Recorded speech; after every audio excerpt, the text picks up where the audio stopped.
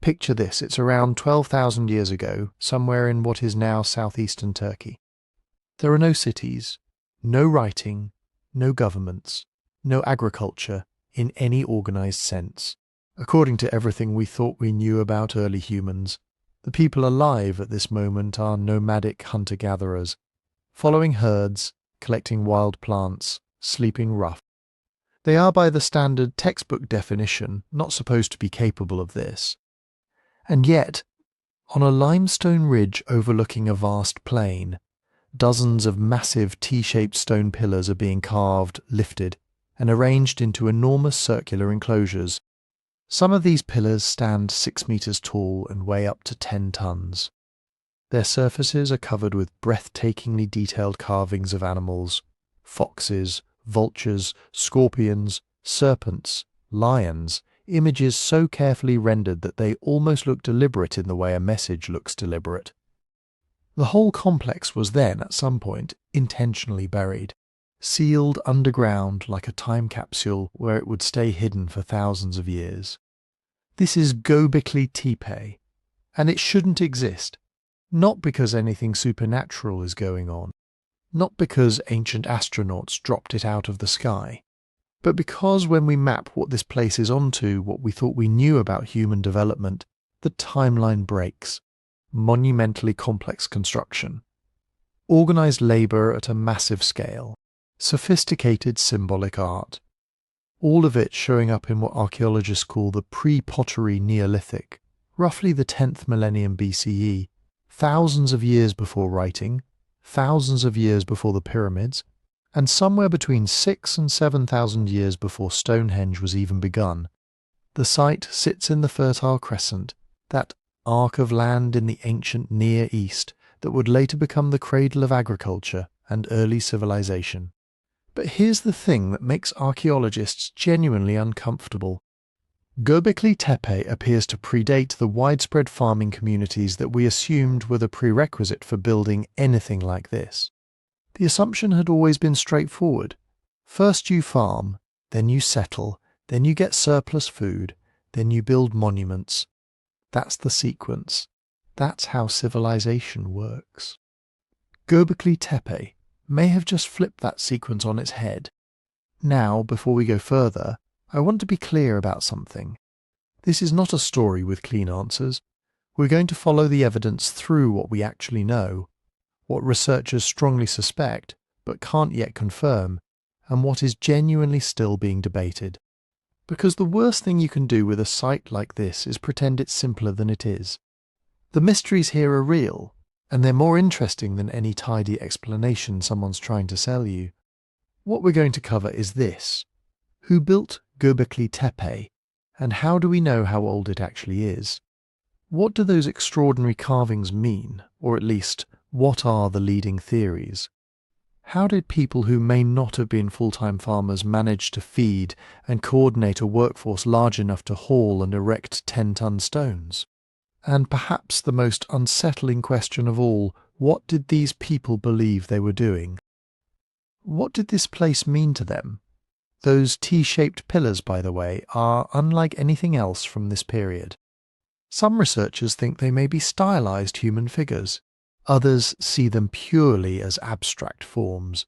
The animal carvings covering them represent a world that was wild, dangerous, and apparently spiritually significant. And the intentional backfilling somebody buried this entire complex on purpose adds a layer of deliberate mystery that archaeologists are still working to understand. 7,000 years before Stonehenge, 12,000 years ago, one ridge in Turkey, and a question that keeps getting louder the more you look at it. Who organized this, and what did they think they were building? Before we get into the deep history, let me ask you something simple. Where are you right now, and what time is it there? Drop it in the comments. I genuinely read them, and it's always fascinating to see how many places this reaches at once. Now, let's go back 12,000 years. Stand at the top of Göbekli Tepe and look out. To the north you can see the Taurus Mountains. To the south, the Syrian plain stretches toward the horizon, flat and enormous. On a clear day, the view extends for 50 miles in every direction. You are standing on what archaeologists call the Gürmuş Range, a limestone plateau at roughly 760 meters above sea level, in the region that modern Turkey calls Şanlıurfa province. And the first thing you notice, the thing that would have mattered to anyone living here 12,000 years ago, is how exposed it is, how visible, how deliberately, almost aggressively present on the landscape. This is not an accident. To understand Göbekli Tepe, you have to understand where it sits in the bigger picture. This corner of southeastern Turkey is part of what geographers call the Fertile Crescent, that sweeping arc of land running from the Persian Gulf up through modern Iraq and Syria, bending west through Lebanon and down into the Jordan Valley.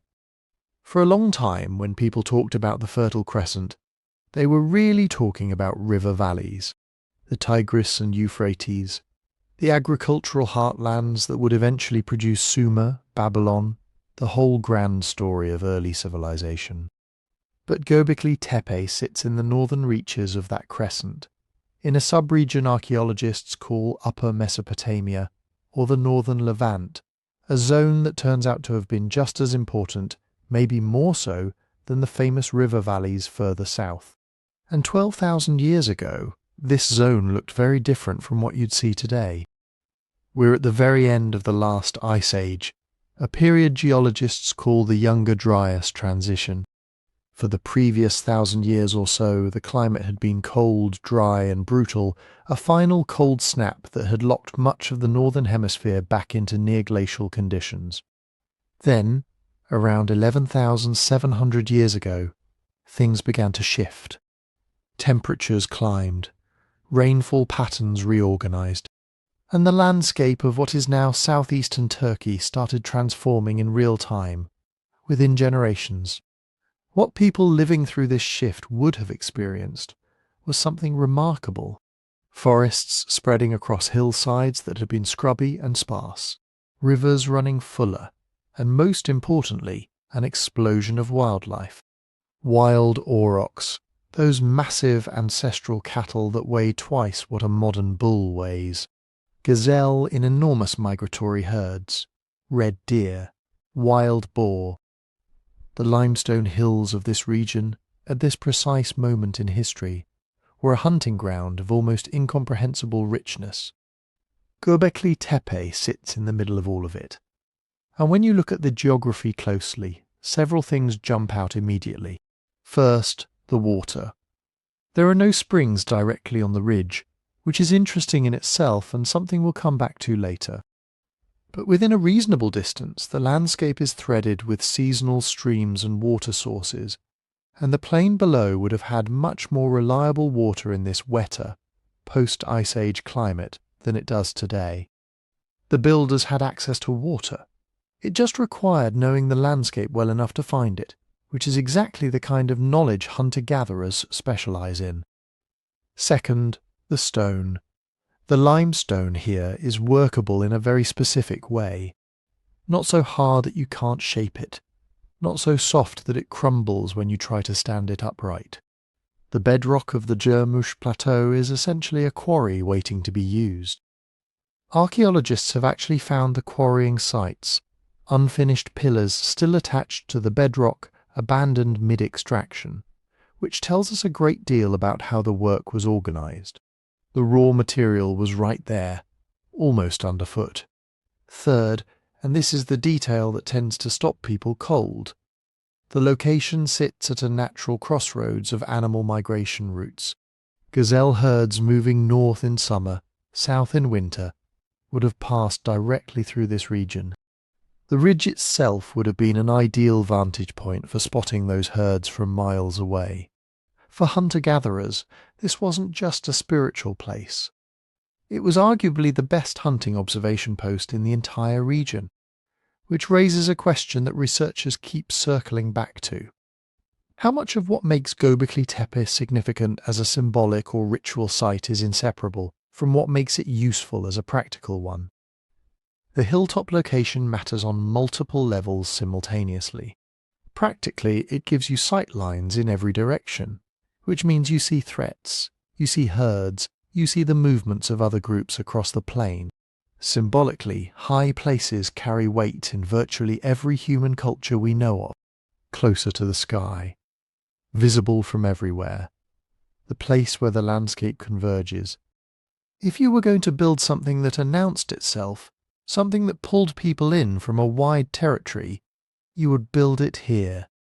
And here is where the geography starts telling a story that's more complex than a single miraculous site.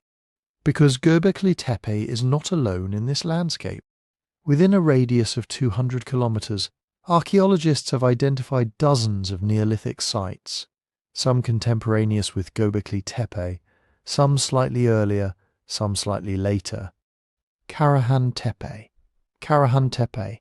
Chaioni, Nevallichori, which was excavated before being flooded by a reservoir but produced remarkable finds. The region was busy. People were moving through it, stopping, building, trading, exchanging ideas, and probably marriage partners.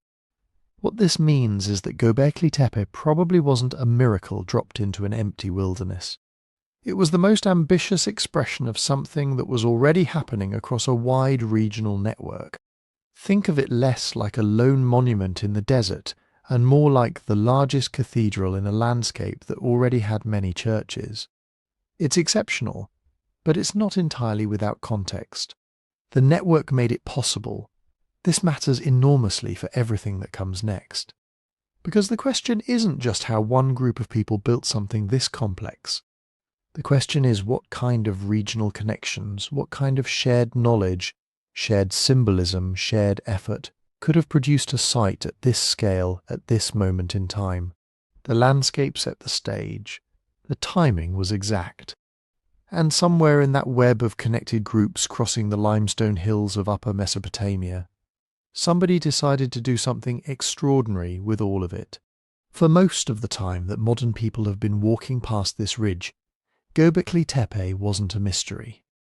It was barely even a place. Locals called it Potbelly Hill because of its rounded shape. A low, swollen mound on the skyline, covered in stones and scrub. Ottoman tax records mention the land as pasture. Farmers grazed animals on it, picked up flints from the surface, occasionally hit big stones with their ploughs and cursed under their breath. To them, it was just another rocky hill in a landscape full of rocky hills. And in a way, the first archaeologists who came through agreed. In the 1960s, a joint Turkish-American survey, led in part by the legendary archaeologist Halit Shambel, passed through this area. They noted the mound, saw the scatter of chipped stone on the surface, and even spotted a couple of protruding limestone blocks that, in hindsight, were the tops of T-shaped pillars. Their verdict? Probably a medieval cemetery. Maybe a Byzantine outpost. Nothing that screamed world-changing prehistory. This misinterpretation wasn't incompetence. It was context. In the mid-20th century, nobody had a mental category for monumental stone architecture at 10,000 BCE. The dogma, based on everything we thought we knew, was simple. First agriculture, then villages, then surplus food, then specialists and temples. If you're surveying in southeastern Turkey and you see a mound with weird stones, you slot it into one of the known boxes. Bronze Age, Iron Age, maybe late Neolithic if you're feeling adventurous. But a vast ritual complex older than pottery, older than domesticated wheat, that box didn't exist yet. So Göbekli Tepe went back to sleep. For 3 more decades it was grazed, eroded, casually looted, and completely misunderstood. Then along comes Klaus Schmidt. In the 1990s, Schmidt was working at another Neolithic site called Nevallichori in the same general region. Nevallichori had already thrown archaeologists a curveball. T-shaped pillars with stylized arms carved in low relief, clearly anthropomorphic, clearly intentional. When that site was flooded by a dam project, Schmidt didn't just pack up and go home. He went looking for somewhere else that might hold similar remains. He dug through old survey reports, the kind of dry, photocopied documents most people skim. In one of them, he found the brief, almost throwaway mention of Göbekli Tepe and worked limestone blocks. He drove out to the hill. Standing on the surface, he did what a good field archaeologist does. He looked down, not up. The ground was littered with flint tools, blades, cores. Not just a few, an insane density, far more than you'd expect from a little medieval graveyard. And those limestone blocks, they weren't random. The visible tops hinted at carefully shaped pillars buried deep below. Schmidt later described the moment bluntly. In 10 minutes, I knew this was a Stone Age site. Not late Stone Age. Deep Stone Age. He persuaded the German Archaeological Institute and the Turkish authorities to back a small, careful excavation. The first trenches went in during the mid-1990s. What they hit almost immediately was something no one was prepared for. A ring of megalithic T-pillars up to several meters tall, set in a circular enclosure with relief carvings of animals still crisp on their surfaces. At that point, the mental boxes started to crack. Schmidt's crucial contribution wasn't just finding Göbekli Tepe. Locals had always known the hill was there. Earlier archaeologists had walked over it. His real insight was interpretive. He looked at those pillars, the lack of domestic architecture, the absence of trash dumps you'd expect from a village, and proposed something heretical at the time. This wasn't a settlement. It was a ritual complex, a gathering place, maybe a temple. And here's where excavation strategy starts to matter. If you picture Göbekli Tepe as a fully uncovered Stonehenge plus, a complete complex laid bare, that's not reality. To this day, only a small fraction of the mound, often estimated at less than 10%, has been excavated. 4 major circular enclosures are exposed in what archaeologists call the older layer, with other smaller structures above and around them. The rest is still buried. This is not laziness, it's conservation. Every time you open a new trench, you expose ancient stone and plaster to modern weather, microbes, and human curiosity. You also create interpretive bias. The first areas dug often become the lens through which the entire site is understood. Dig only the dramatic stone rings, and suddenly Göbekli Tepe looks purely like a temple mountain. Focus more on the later, rectangular buildings and work areas, and it starts looking like a more ordinary Neolithic settlement with special structures attached. What we think we're seeing is always shaped by what we've chosen to uncover. Archaeologists are acutely aware of this, which is why the pace of excavation has slowed and the focus has shifted to documentation and minimal intervention. High-resolution mapping, ground-penetrating radar, magnetometry. These tools let researchers see hints of buried architecture without immediately ripping it open. So how do they know what they know, if most of the site is still under the hill? This is where the unglamorous side of archaeology comes in. Field notes, stratigraphy, finds, and peer review. Every layer of soil in those trenches is documented. Colour, texture, composition, what lies above and below. That stratigraphy, the sequence of layers, is the basic timeline of the site. If a carved pillar sits in a pit that cuts through earlier deposits, that pillar is younger than what it cuts through, but older than whatever fills the pit. It's like reading a history book that's been ripped into strips and stacked. The order of the strips still tells you the sequence of events. Within those layers, every object matters. Flint tools, animal bones, plant remains, grinding stones, even microscopic residues on the surfaces of pillars or floors. They're all bagged, labelled, catalogued. You don't just say, "We found some bones." You say, "In layer X at depth Y, within enclosure D, we found gazelle bones with cut marks oriented like this." Then someone who specialises in animal remains takes those bones to a lab and spends months figuring out what they mean. Radiocarbon dates, which we'll talk about in the next section, are plugged into this stratigraphic framework. They aren't just random dates from random bits of charcoal, they're anchored to specific layers that relate to specific phases of construction, use and backfilling. Those dates get published in journals, scrutinized by other researchers, reanalyzed with new calibration curves as our understanding of past atmospheric carbon shifts improves. And crucially, the interpretations this is a temple, this is a feasting site, this is part of a network of ritual centers, have to survive peer review. Other archaeologists, some of whom would love nothing more than to prove you wrong, read your reports, examine your data, and sometimes come to very different conclusions. Debates happen in conference halls, in footnotes, in long, testy article responses. The story of Göbekli Tepe is not one person's revelation. It's an ongoing argument with the hill itself as the referee. And that argument is still very much alive. New trenches continue to open, but far more selectively than in the early years.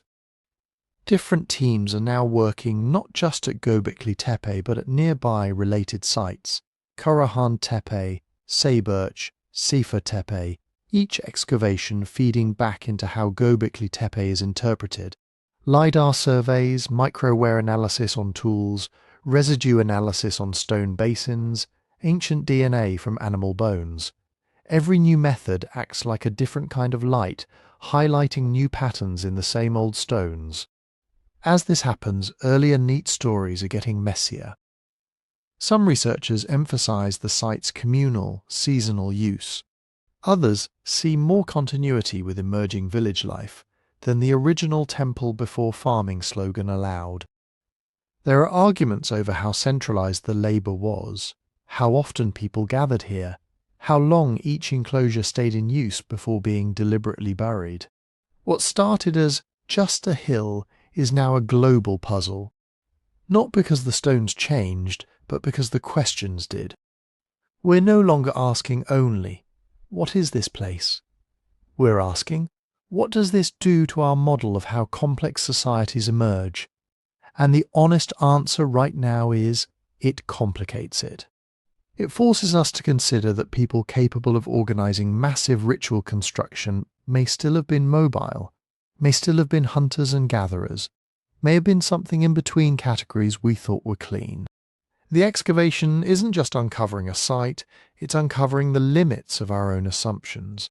And as long as most of Göbekli Tepe remains under the hill, every conclusion we draw carries a built-in warning label, provisional, subject to change, based on the small windows we've dared to open into a very deep past.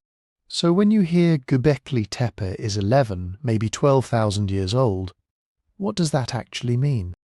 How do we get numbers that far back with any confidence?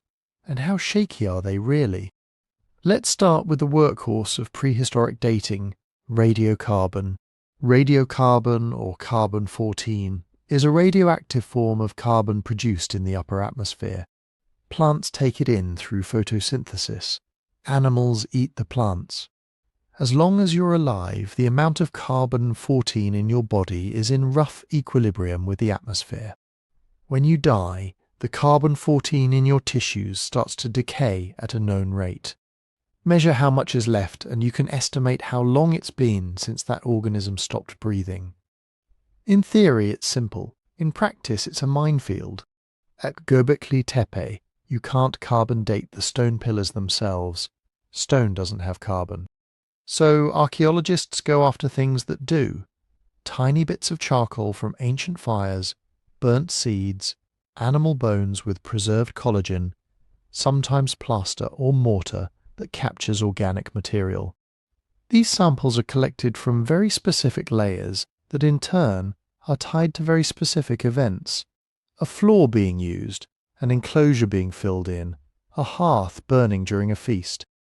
This is why all that stratigraphy from the previous section matters. A charcoal fleck sitting directly on the original floor of an enclosure, sealed by clean backfill, is a much better candidate for dating that enclosure's use than a random chunk of burnt wood drifting around in later disturbed soil. When labs run these samples, They don't spit out a single sharp date. They give you a probability range, something like, there's a 95% chance this seed stopped living between 9600 and 9200 BCE after calibration. And that word calibration is another rabbit hole. The amount of carbon-14 in the atmosphere hasn't been perfectly constant over time. It wiggles, so raw radiocarbon years have to be corrected using calibration curves built from other records, like tree rings. That correction is why published Göbekli Tepe dates come with ranges, not exact years, and why those ranges sometimes shift a little when scientists update the calibration curves. Layer by layer, sample by sample, these probabilistic blobs start to cluster. For Göbekli Tepe's lowest monumental enclosures, what archaeologists call Layer 3, charcoal and other organic remains from construction fills and occupation surfaces regularly fall in the so-called pre-pottery Neolithic A, or PPNA, around the 10th millennium BCE. The smaller, more rectilinear buildings above them, Layer 2, date mostly to the slightly later pre-pottery Neolithic B, or PPNB. PPNA and PPNB can sound like alphabet soup, but they're just labels for broad cultural phases in the early Neolithic of the Near East. PPNA, roughly 9600 to 8800 BCE in this region, is the very early stage. People are still largely hunting and gathering, experimenting with plant management, living in small, often circular structures, and apparently building insane stone circles on hills. PPNB, roughly 8,800 to 6,500 BCE, is when you see more rectangular houses, more evidence of domesticated plants and animals, more permanent communities. So when researchers say Göbekli Tepe is a PPNA early PPNB site, they're situating it in this wider story. The older enclosures belong to that first pulse of post-Ice Age monumentality. The later buildings sit squarely in a world where farming villages are starting to appear across the Fertile Crescent. But this is where a common misconception creeps in. People want a single headline number. Göbekli Tepe is 11,600 years old, or 12,000 years old, full stop, as if someone carbon dated a pillar and got a birthday. What the evidence actually shows is a long, messy sequence of activity. Some of the oldest secure dates come from the backfill of the big circular enclosures, that weird, intentional burying we'll talk about later. Those fills contain charcoal, bones and other organic scraps dated to around 9,600 BCE and slightly earlier. Because the fill had to be dumped after the enclosures were used, archaeologists interpret those dates as minimum ages. The circles are at least that old and probably somewhat older. Other samples from adjacent activity areas, floors and features cluster in the same general range. Then, higher up in the mound, in overlying layers, dates slide younger, into the later 9th and 8th millennia BCE, matching the PPNB. So you're not looking at a single construction event, frozen in time.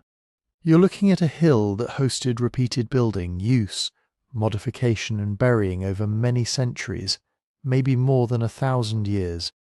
When videos or articles flatten that into Göbekli Tepe was built 11,600 years ago, they're compressing a whole stratigraphic novel into one line. And because everything hinges on tiny bits of organic debris, there's plenty of room for argument. One big issue is contamination. A stray root can drag younger carbon down into older layers. Burrowing animals can mix things up. Modern visitors can drop microscopic bits of charcoal from cigarettes. If a sample is even slightly compromised, it can give a misleadingly young or old date. This is why excavators obsess over context. Was that charcoal sitting undisturbed in a sealed layer, or could it have trickled in from somewhere else? Another headache is what archaeologists call secondary deposits. Imagine someone in 9,500 BCE cleaning out an older hearth and dumping the ash and charcoal into a new pit. If you date that charcoal later, you're dating when the tree died, not when the pit was dug. The sample is older than the feature that contains it, at Göbekli Tepe, where backfilling and reworking of spaces was deliberate and complex. Distinguishing primary uses from redeposited material is crucial and sometimes very tricky. Even when you have clean, well-situated samples, the calibration curves can create plateaus, ranges of calendar years, where multiple radiocarbon values all smear together. Around the Younger Dryas and early Holocene, when Göbekli Tepe was active, the curves aren't smooth. That means a single radiocarbon result might translate into a fairly wide window of possible real dates.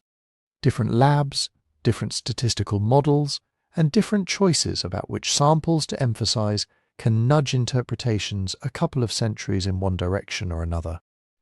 This is where the debates you sometimes hear about really live.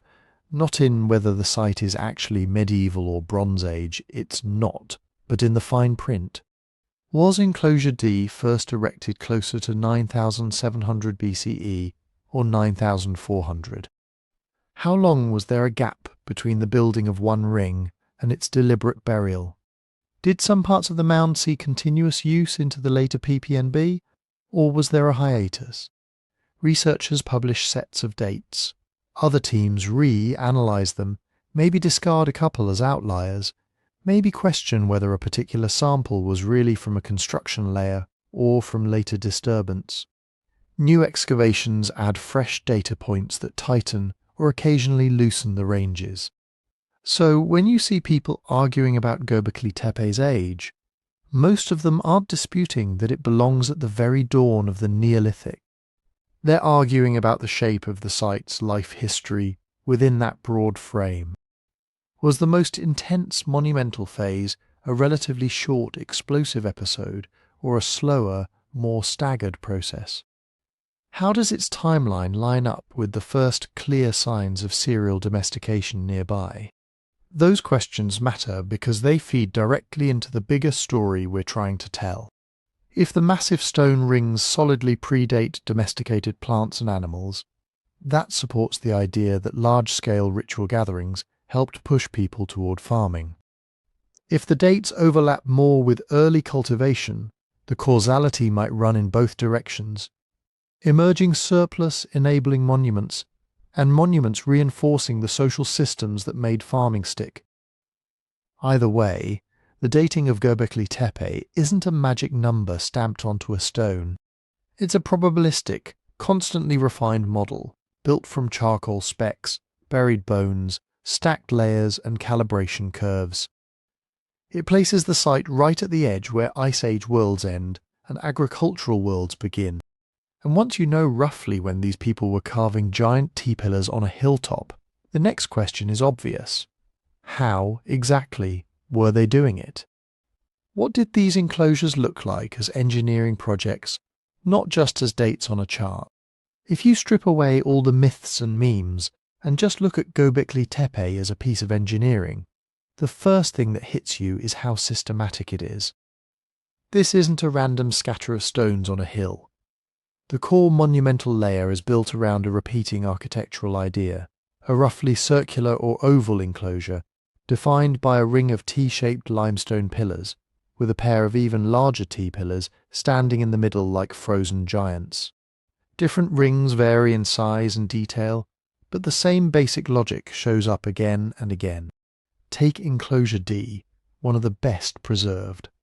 Its outer diameter is on the order of 20 meters, about the length of a tennis court. Around the edge, set into a low stone wall, is an arc of upright T-pillars, spaced more or less regularly. Each pillar is like a stylized human, a vertical shaft with a crossbar at the top, the T. They're not all the same size, but many of the perimeter pillars are 2 to 3 meters tall and can weigh several tons. In the center rise the stars of the show, 2 massive T-pillars, facing each other across the middle of the enclosure. These aren't just a bit bigger, these are on a different scale. In some enclosures they stand around 5.5 meters tall. Estimates for their weight go up toward 15-20 tons. They're carefully set into carved sockets in the bedrock, anchored like the roots of stone trees. What's striking is the consistency. Other excavated rings, Enclosure C, Enclosure B, follow the same pattern. Oval ground plan, encircling wall with T-pillars embedded in it, forming an interior colonnade, and in the centre, the same commanding pair of taller Ts. That kind of repetition isn't an accident. It suggests that whoever designed and built these structures had a mental template, a shared idea of what a proper enclosure should look like. You're seeing an architectural tradition, not a one-off experiment. Zoom in on the pillars themselves and the engineering challenges start to multiply. These aren't just rough slabs hacked from a rock face. Many of them are impressively regular, flat surfaces, crisp edges, symmetrical crossbars. Some are over 4 meters long. A few in unfinished quarries nearby show the process frozen midstream. The outline of a T carved directly into the limestone terrace, still attached underneath like a cake that hasn't been fully cut from the pan. No metal tools, no steel chisels, no bronze saws, just stone, working stone.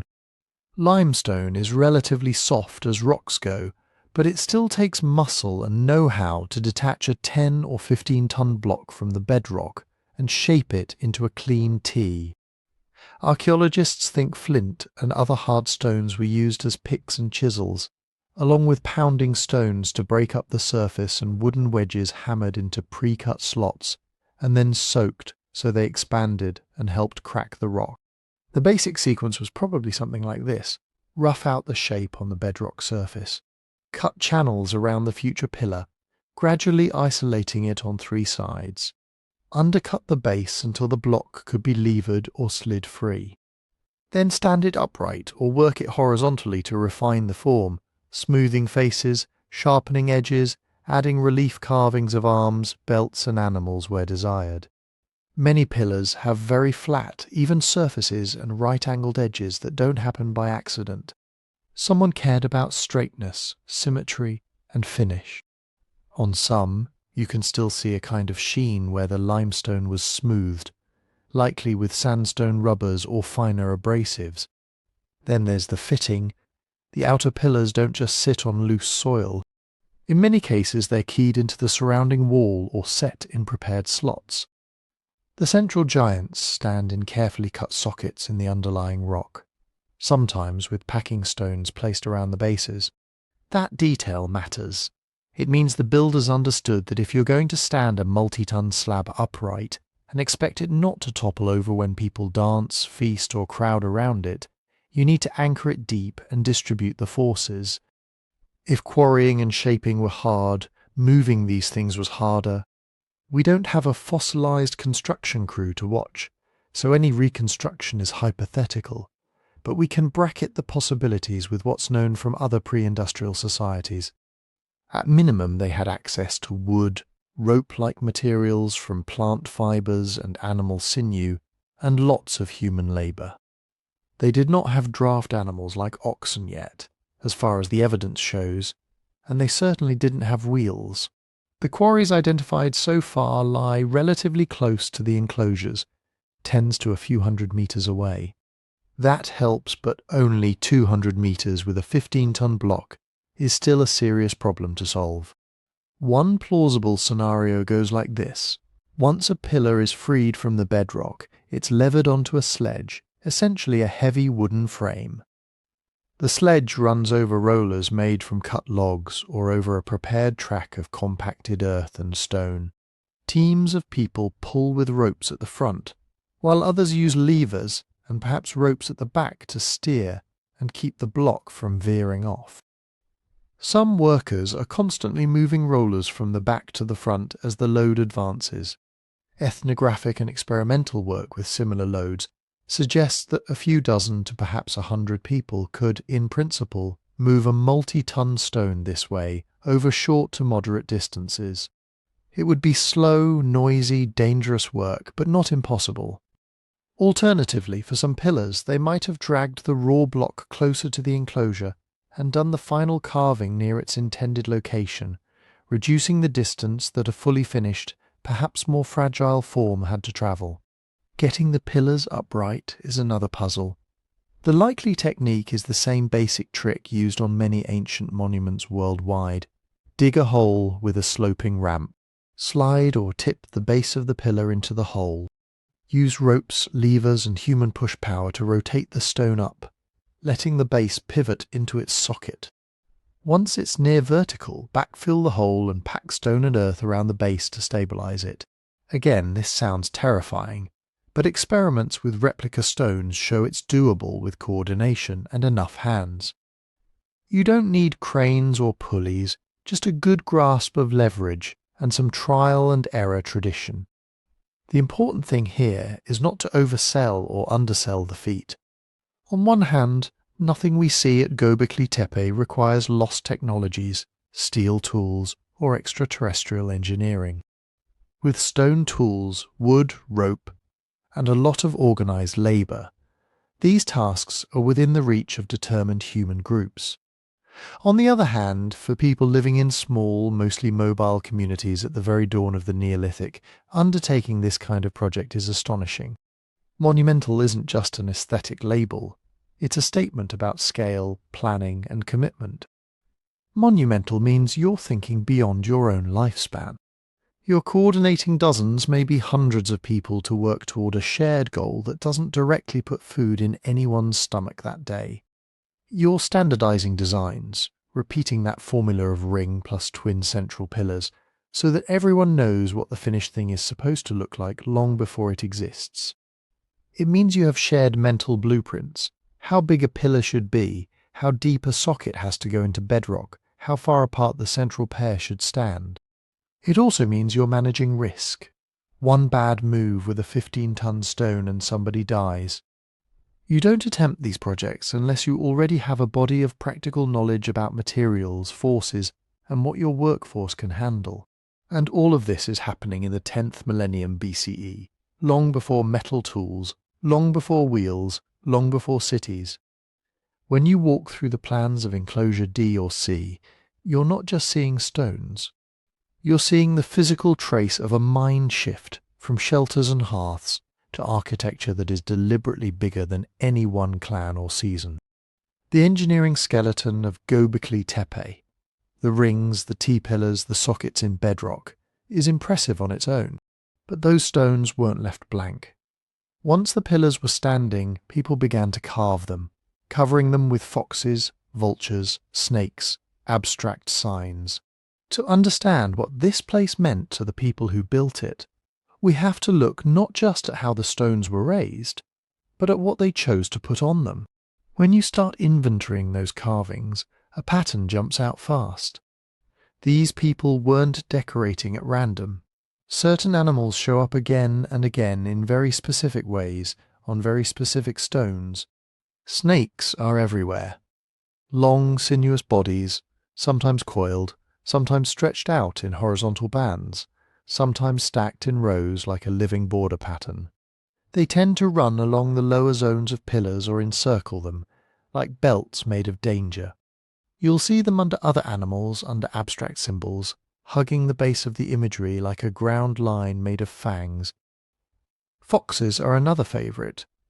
On some pillars they stride in profile, lean and alert, mid-step, as if they're trotting along the face of the stone. On at least one central T-pillar, a fox clings to the side of the shaft, carved in high relief, head down, body stretched along the pillar's edge. It's as if the fox is bound to the pillar's body, like an animal double or guardian. Boar and wild pigs appear with massive shoulders and bristling backs, usually in profile, carved mid-movement. They often share space with other powerful animals, aurochs, for example, those extinct wild cattle with horns like lethal parentheses. Aurochs' heads can dominate a panel. Heavy muzzles, big sweeping horns, sometimes shown frontally with the horns curving out like a crescent around the face. Birds, especially vultures and other large raptors, get pride of place. Some are shown standing, others with wings spread. On one famous stone, a vulture looms above a headless human figure, while other birds and symbols crowd the scene. On other pillars, birds perch almost like punctuation among lines of other creatures. What's striking isn't just the animal roster, it's how these creatures are arranged. Certain pillars are like catalogues of threat and power. Snakes at the bottom, boar and foxes midway up, birds and abstract signs higher still. Some look almost like stacked scenes or bands, each zone featuring a different cast of characters. In a few cases you can trace recurring combinations, snakes plus scorpions, foxes plus birds, that might have meant something very specific to the people who carved them. The technique used to bring these images out of the stone tells its own story. Most of the animals are carved in relief, meaning the figure stands proud of the background, rather than being simply scratched into it. Sometimes it's low relief, just a few centimetres of raised contour. Sometimes it's high relief, with bodies and heads projecting quite dramatically from the pillar's surface. To do that with stone tools, you have to plan the design before you start hacking away. You rough out the background, leaving a raised island of limestone where the animal will be. Then you refine it layer by layer, undercutting around legs, shaping snouts, outlining horns. One wrong blow and you've lost your fox's head or snapped off your vulture's beak. That doesn't look like casual doodling by whoever had a free afternoon. It looks like work done by people who knew exactly what they were doing. Some pillars are almost blank. Others are saturated with intricate reliefs. That uneven distribution is a clue. It suggests specialization. Maybe certain individuals in these communities were the recognized carvers, the ones you called in for the big job. You can even see what looks like personal style. Different ways of drawing an eye, different conventions for how a tail curls or how a beak meets a head. In other words, by the time Göbekli Tepe is being built, you're not just looking at people who occasionally carve, you're looking at skilled artisans. In a hunter-gatherer world that implies something important. Enough surplus time and organised labour that some people could afford to concentrate on mastering a demanding craft that doesn't directly produce food. What were all these images doing? One option is that some pillars preserve mythic narratives, episodes from stories that everyone in the group had heard 100 times. A specific arrangement of animals might signal a creation story, a heroic hunt, a catastrophe, or a moment when the boundary between humans and animals dissolved. Think of it like a comic panel with no speech bubbles. You know the plot if you already know the story. Another possibility is that some motifs acted like emblems, markers of different clans or groups. Maybe one lineage identified with foxes, another with boar, another with vultures. If Göbekli Tepe drew in people from a wide area, decorating particular pillars or sections with your animal would be a way of staking a symbolic claim or honouring the ancestors of your group. Then there's a more environmental reading. These animals aren't random creatures plucked from imagination. They're the most dangerous, powerful, or ritually charged members of the local ecosystem. Aurochs, boar, big cats, snakes, vultures feeding on carcasses. These are the beings that could kill you, feed you, or both. Some researchers see the pillars as densely packed reference charts of the surrounding world, a concrete bestiary tied to seasons, migrations, and hunting cycles. If that's right, then some carvings might function as seasonal markers or memory aids. Certain animals appear, mate, or migrate at specific times of year. Combine that with other symbols, abstract H-shapes, crescents and circles, and it's not hard to imagine pillar faces being used as calendars in stone.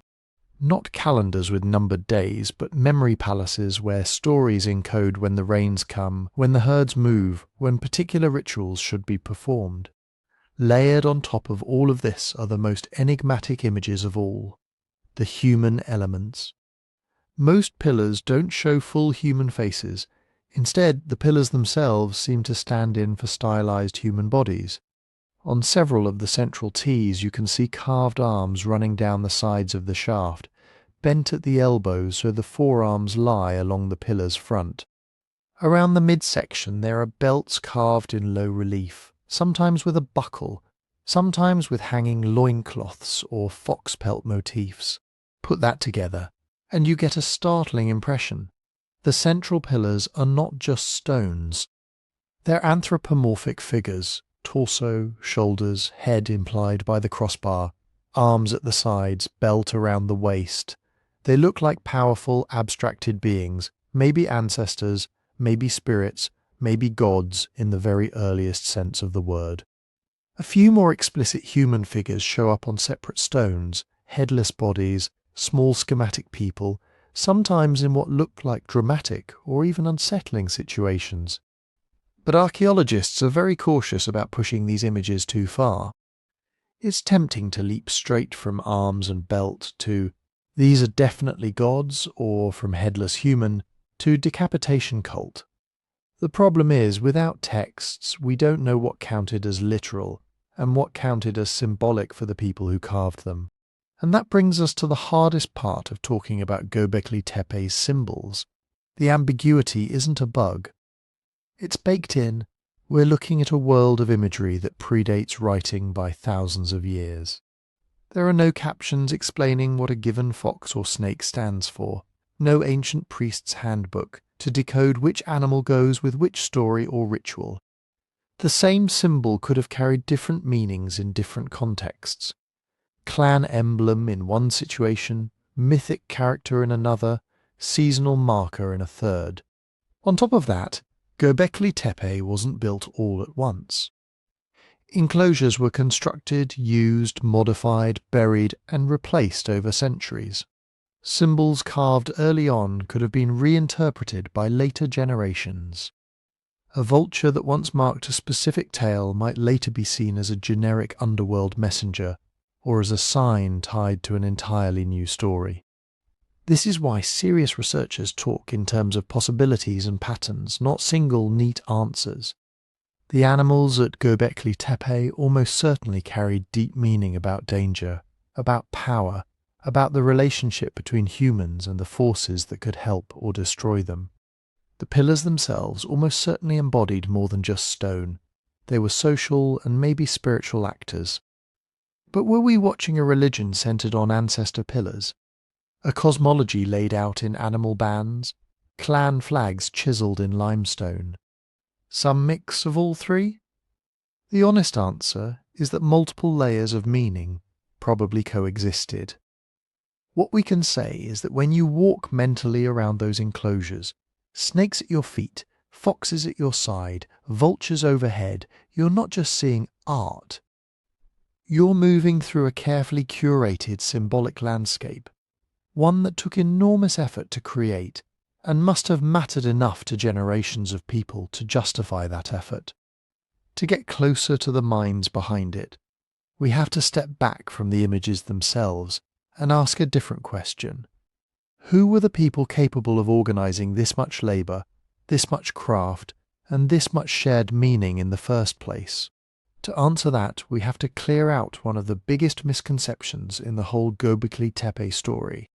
When you hear hunter-gatherer, your brain probably serves up a cartoon.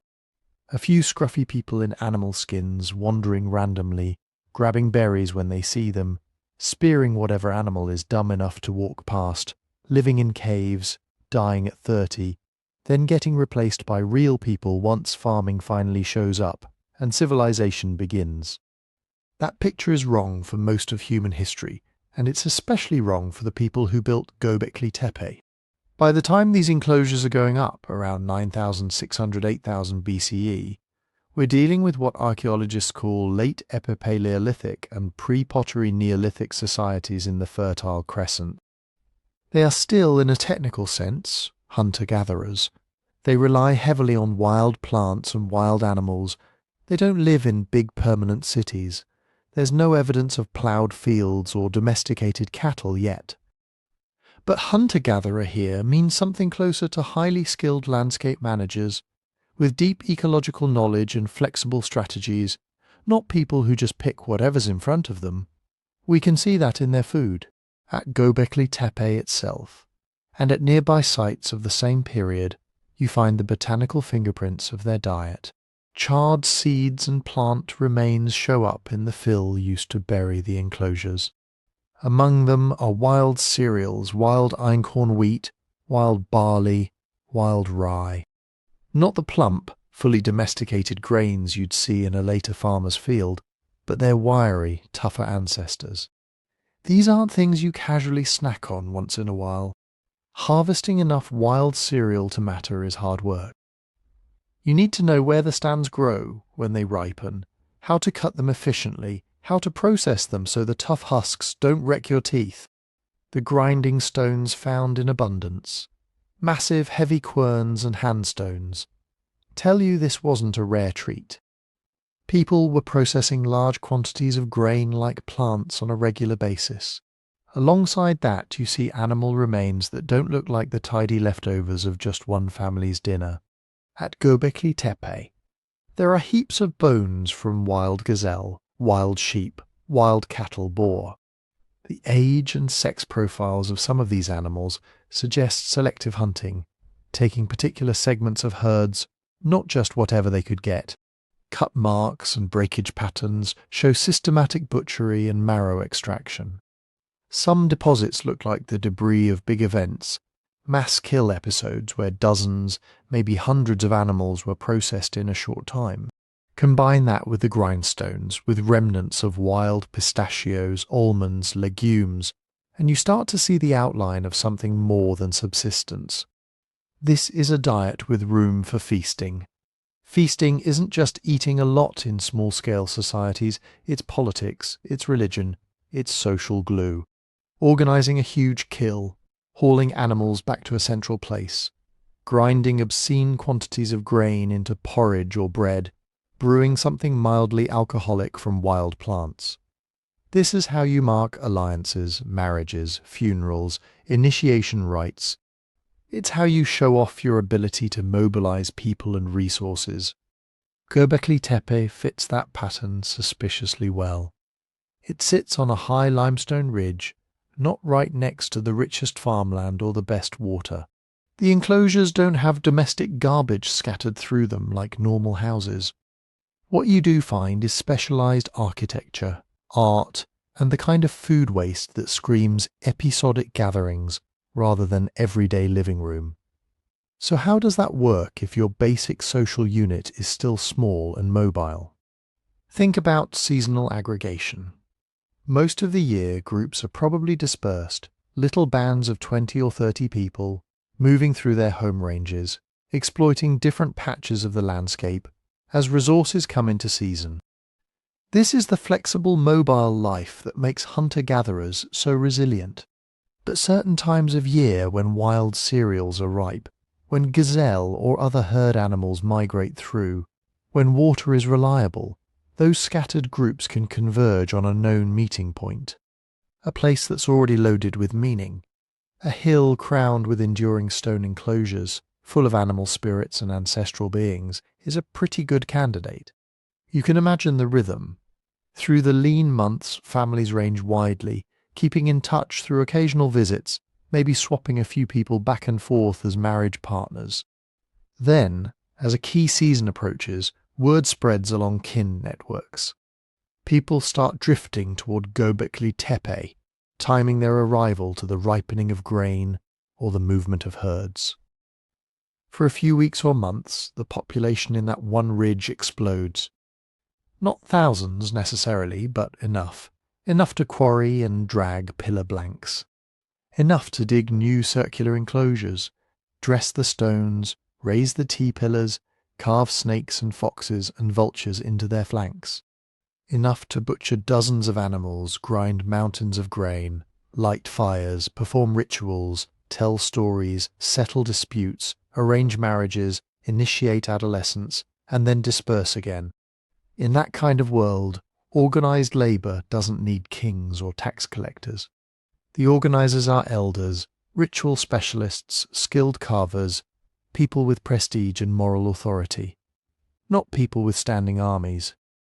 You don't pay a tax in barley, you bring meat and grain and labor, because you want your child initiated at the right place, because you want your deceased kin remembered at the right pillar, because your group's fox or vulture emblem needs to be there among the others.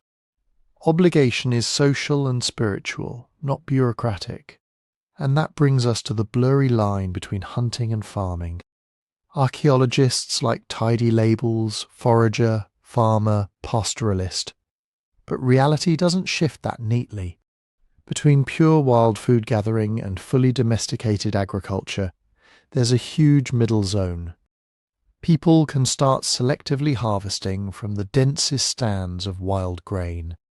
They can weed out competing plants, burn patches to encourage their favourite species, scatter a few seeds from good heads near camp or near a favoured ritual site. Over time, simply reaping year after year from the same stands and storing and replanting some portion begins to change the plants themselves. Seeds get larger, tough shattering mechanisms. What lets wild seeds fall off easily are slowly weeded out. The genetics of domestication start drifting, even if nobody has a concept of farming yet. In the hills around Göbekli Tepe, one of the earliest domesticated wheats, einkorn, appears not very far away in both space and time. At the nearby site of Karakadar, wild einkorn grows on mountain slopes. Genetic studies suggest that the first domesticated einkorn comes from this very region. So you have to ask, are the people building and feasting at Göbekli Tepe also the people nudging wild cereals along that domestication path? Or are they just very enthusiastic harvesters of whatever nature provides? The evidence points to something in between. We don't have clear fields, furrows or fixed farmsteads at Göbekli Tepe's earliest phases. We do have heavy investment in grain processing, large-scale consumption, and a regional context where wild stands are being intensely used and probably managed. We see hunting of wild animals at scale, but not penned herds or clear signs of domesticated sheep or goats in the earliest layers. So instead of picturing before agriculture and after agriculture like an on-off switch, it's more honest to imagine a dimmer slowly turning up. Mobile groups are still hunting gazelle and aurochs, but they're also concentrating on predictable patches of wild cereals, manipulating those patches, maybe favouring particular plants without yet relying on them exclusively. Ritual centres like Göbekli Tepe may even accelerate that transition, because once your seasonal gathering place depends on reliable feasts, you have a strong incentive to make sure those foods keep showing up on time. And throughout all this, labour is organised, just not in the way later states would recognise. Someone has to plan the construction phases. Someone decides which enclosure gets buried and replaced, which animal goes on which pillar, where the next quarry trench is cut. Teams are clearly being coordinated to move multi-ton stones, shape them, raise them, and furnish them with reliefs. Work is segmented. Some people quarry, some haul, some carve, some prepare food, some lead ceremonies. But the enforcement mechanism isn't a palace guard. It's shared belief, shared story, shared identity. It's the Fox clan wanting its pillar finished before the gathering ends. It's the sense that you owe labour to this place because your grandmother's generation carved those vultures, because your dead are symbolically present here, because your group's standing in the wider network depends on showing up and pitching in. So who were the builders? They were not simple cavemen miraculously stacking stones way too early. They were complex, socially networked foragers living at the edge of farming, people who knew every plant and animal in their world by heart, who could read the seasons from the sky and the ground, who could organise large-scale projects without kings, paperwork, or permanent cities. They were hunter-gatherers in name, but in practice they were already something else. Architects of a new kind of social world, one where places like Göbekli Tepe could exist at all. And once you see that, another question appears on the horizon. If groups this mobile, this simple on paper, could build a stone temple on a hill, what did it take to keep it running logistically, day after day, season after season? To get a handle on that, we have to do something very unromantic. We have to do the math. Take one of those big circular enclosures. 2 central pillars, each maybe 5-7 meters tall, weighing several tons. A ring of surrounding pillars. Walls, fill, plaster, stone benches. None of this happens by accident.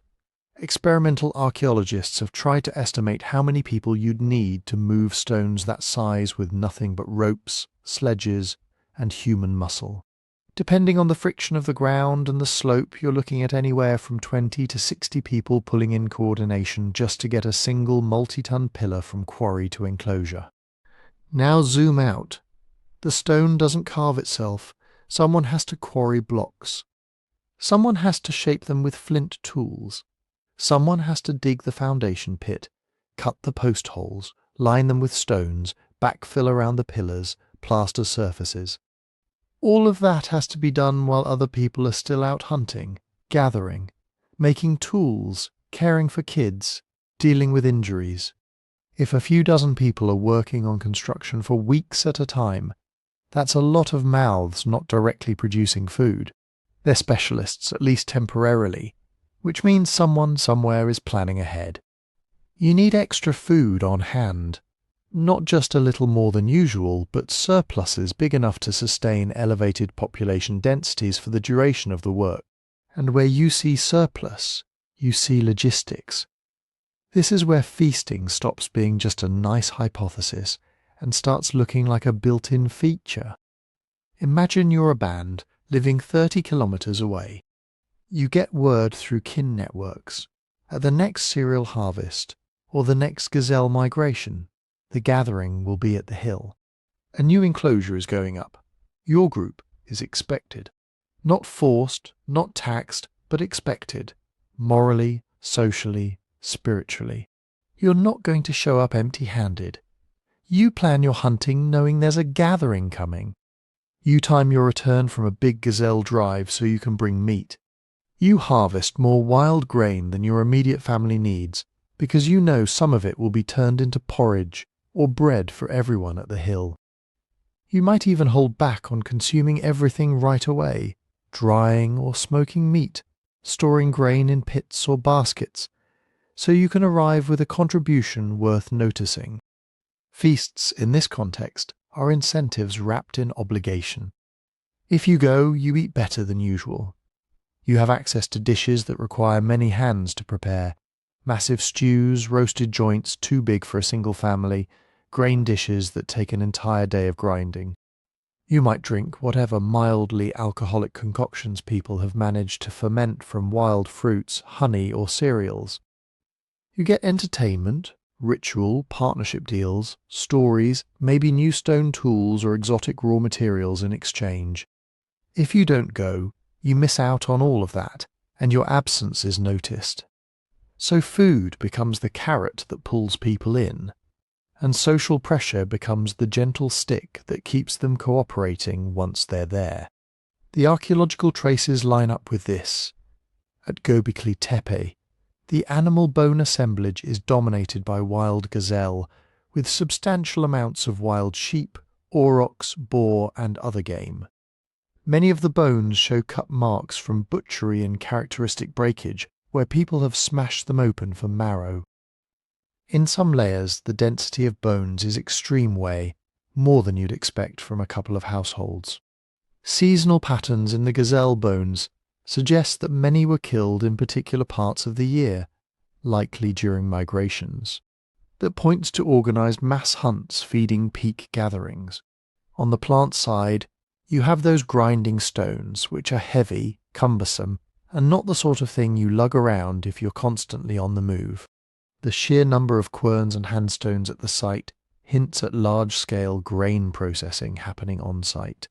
Combine that with the remains of wild einkorn, barley, rye, legumes, pistachios, almonds, and you're looking at a carbohydrate and fat-rich menu that can support intense bursts of labour. But feasting alone doesn't solve the most basic constraint of all: water. Göbekli Tepe isn't perched directly over a major river. The modern landscape has wells and reservoirs, but back then people are relying on springs, seasonal streams and rainwater collected in natural or engineered depressions. There are cistern-like features carved into the bedrock in the region, and some researchers think water management was part of the site's invisible infrastructure.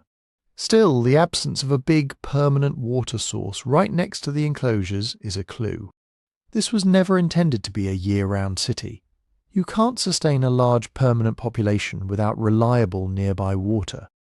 But you can handle shorter peaks, days, weeks, maybe a couple of months. If you time gatherings to coincide with wetter seasons, and if people arrive with skins or containers already filled, you can use storage pits and rock basins to stretch what's available. You can plan your big rituals for when springs are most dependable. Storage in general is the quiet engine behind all of this. We don't have pottery yet, but that doesn't mean no storage. People can cache grain in lined pits, use baskets sealed with pitch or resin, hang smoked meat in protected rock shelters, stash nuts and seeds in dry crevices. Temporary structures near the site, most not yet excavated or not preserved, may have held food between seasons or during gatherings. And here's where logistics stop being just background noise and start reshaping society. If you're coordinating hunts so that meat arrives when the gathering does, you need people capable of long-term planning and communication.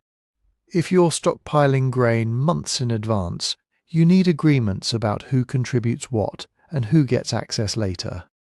If you're running a major ritual center that depends on seasonal surpluses, you need some mechanism to remember schedules, obligations, and rights.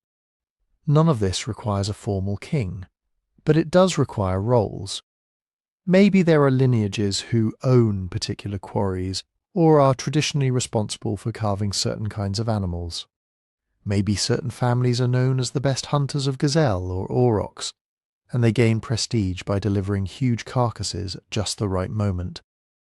Maybe there are ritual specialists who track the moon and the seasons, deciding when the next gathering should happen, when a pillar should be raised, when an enclosure should be deliberately buried. Out of repeated cycles of let's all meet at the hill and make something big happen, emerge patterns, who speaks first at the council fire, whose advice is followed, whose emblem animals get the best spots.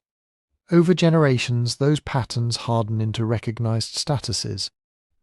Logistics are social glue, but they're also social architecture. The need to coordinate food, fuel, stone, and people across time and space encourages the development of new kinds of relationships. Patron-like figures who can call in favors, alliances between groups who hunt together, maybe even early taboos and rules, who can eat what, who gets what cut of meat, who sits where during a ceremony. In other words, by solving the question, how do we feed this monument? These people are also, bit by bit, inventing more complex forms of society. And that loops us back to the bigger mystery. If Göbekli Tepe is powered by feasts, logistics, and belief rather than kings and wheat taxes, what exactly is the belief doing? What are these people thinking and feeling when they crowd into those stone rings to eat, drink, and raise pillars? To tackle that, we have to ask a dangerous question. Are we even right to call this place a temple at all? When people call Göbekli Tepe the world's first temple, they're sneaking in a whole suitcase of assumptions. Say temple and your brain immediately reaches for the familiar. You picture priests, altars, gods with names, written myths, maybe offerings in little bowls. You picture a clear line between sacred space and everyday life. The temple is where you go to do religion, and then you go home to do everything else. None of that is safe to assume here.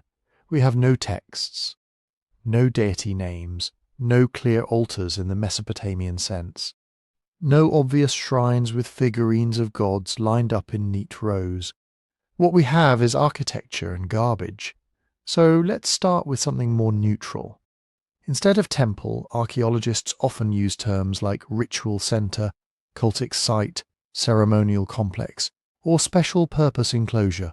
All of these are clumsy, but the clumsiness is honest. They basically mean This isn't a normal house, and a lot of what happened here seems to have been about more than just eating and sleeping. Why? First, the architecture is weirdly focused. Those deep, circular or oval enclosures, with their carefully carved T-shaped pillars, are not great living spaces. The floors are plastered, the walls hug in close. Many of the enclosures have no obvious domestic features, no hearths centred for cooking, no clear sleeping platforms, no storage bins for daily food. The pillars themselves dominate the space in a way that feels theatrical. This is not a kitchen, it's a stage. Second, the iconography leans hard into the symbolic. Snakes, scorpions, wild boar, leopards, lions, cranes, vultures, foxes. High relief animals looming out of the stone, reptiles and dangerous mammals encircling the pillars like a ring of threat. You see headless human figures, abstract symbols that might be stylized body parts, belts and loincloths carved onto the central pillars as if they're giant, clothed beings. If this was just a meeting hall, they went out of their way to make it an intimidating one. Third, the where's the toothbrush problem. For a place that absorbed so much labour, Göbekli Tepe doesn't have the trash signature of a dense, long-term residential site. There are tons of animal bones, yes, but they're concentrated in certain fills and layers, suggesting episodic feasts rather than everyday cooking. There are grinding stones, but not the full domestic toolkit you'd expect from a big, permanent village. No clear clusters of ovens, no thick mats of ash from constant fires, no obvious burial clusters under house floors like you see in later Neolithic villages. It looks more like a place people come to, use intensely and leave, rather than a place they live in all year. Put those pieces together, odd architecture, heavy symbolism, weird garbage, and you get the core case for ritual. Not necessarily organised religion as we know it, but structured, repeatable behaviours charged with meaning, ceremonies, initiations, seasonal rites, feasts tied to mythic stories, maybe ancestor veneration or animal cults. This is where the religion before agriculture argument steps onto the stage. The classic story of civilization goes like this. People settle down to farm, surpluses appear, villages grow, elites emerge, and those elites build temples and palaces as expressions of their power and beliefs. Agriculture first, religion later. Fields lead, faith follows. Göbekli Tepe tempts us to flip that script. Here, the monumental architecture seems to appear before full-blown farming. The builders were still hunting wild gazelle and aurochs. The cereals they processed were, at least initially, wild forms. Permanent villages in the region look smaller and simpler than the stone rings on the hill. So some archaeologists propose a ritual-first model. In this view, belief and ceremony are not byproducts of settled life. They're drivers of it. The story goes something like this. Groups scattered across the landscape need a shared focus, a reason to gather, a way to bind many bands into a larger community. They create a sacred hill, they invest it with mythic meaning. Maybe it's the place where animals emerged, or where ancestors became animals, or where the dead are transformed by vultures and spirits. Whatever the story, it's powerful enough that people keep coming back. But coming back repeatedly creates pressure. If everyone wants to be at the hill at certain times, it's useful to have food close at hand. You start tending stands of wild einkorn on nearby slopes. You weed a little, protect the plants from grazing, save and sow particularly good seeds. You experiment with corralling wild sheep or goats so there'll be enough for the next gathering. Ritual gatherings create predictable demand. Predictable demand rewards people who can make food more predictable. Under this model, the emotional and symbolic weight of the temple pulls people into tighter orbits around it. Community comes first, religion comes first, intensive cultivation, and later domestication follow as solutions to the logistical headaches created by that religious magnet. It's a compelling idea, It turns the usual "we invented gods to explain the harvest" into "we intensified the harvest to keep up with our gatherings for the gods." But not everyone buys a clean ritual first, farming later line. There's a competing view that the line between sacred and practical was never sharp to begin with. In this interpretation, calling Göbekli Tepe a temple at all may already be misleading, because it smuggles in the modern idea that religion is a separate sphere of life. For late Pleistocene and early Holocene hunter-gatherers, the argument goes everything that mattered — hunting, social alliances, reproduction, death, storytelling — was drenched in what we would call ritual. Under that lens, Göbekli Tepe is a multi-use complex. Yes, ceremonies happened there, but those ceremonies might be inseparable from political negotiations, marriage arrangements, trade fairs, dispute settlements, even teaching and initiation. The same enclosure where people watch a ritual involving animal spirits might also be where new hunting alliances are sworn. The same feasts that honour mythic beings also decide who gets access to which pastures or hunting grounds. Blood oath, business meeting and Sunday service all at once. From this perspective, agriculture doesn't follow religion in a neat sequence. Instead, both emerge together out of increasingly intense, increasingly organised social life. People are experimenting with tending plants and animals at the same time they're experimenting with new forms of ceremony, hierarchy, and alliance. The stone rings are as much about social engineering as they are about gods or spirits. So why does this semantic tug-of-war over the word temple matter? Because the labels we choose silently shape the story we tell about ourselves. If we call Göbekli Tepe a temple in the full loaded sense, we risk retrofitting it into a narrative built for later civilizations, priests, doctrines, organized cults.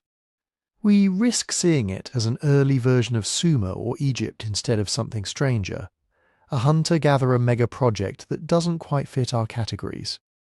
If we go too far the other way and strip away words like ritual or sacred, we risk flattening the site into a kind of supermarket hall or neutral gathering place, ignoring the emotional intensity that must have been woven into those animals, those looming pillars, those buried enclosures. The ritual-first model tells a story where meaning drives material change, where our need for shared myth and ceremony is powerful enough to reshape landscapes and, eventually, genomes. The multi-use model tells a story where meaning and material needs are fused from the start, where there was never a time when politics, economy, and what we now call religion weren't entwined. Both stories challenge an older, comfortable picture of progress. Clever apes invent farming. Farming makes cities. Cities make religion. Göbekli Tepe sits there on its hill and whispers a different possibility. Maybe we've had big, demanding ideas in our heads for a very long time. Ideas big enough that tiny groups of hunter-gatherers were willing to carve stone, coordinate feasts, and invent new ways of living just to keep those ideas alive.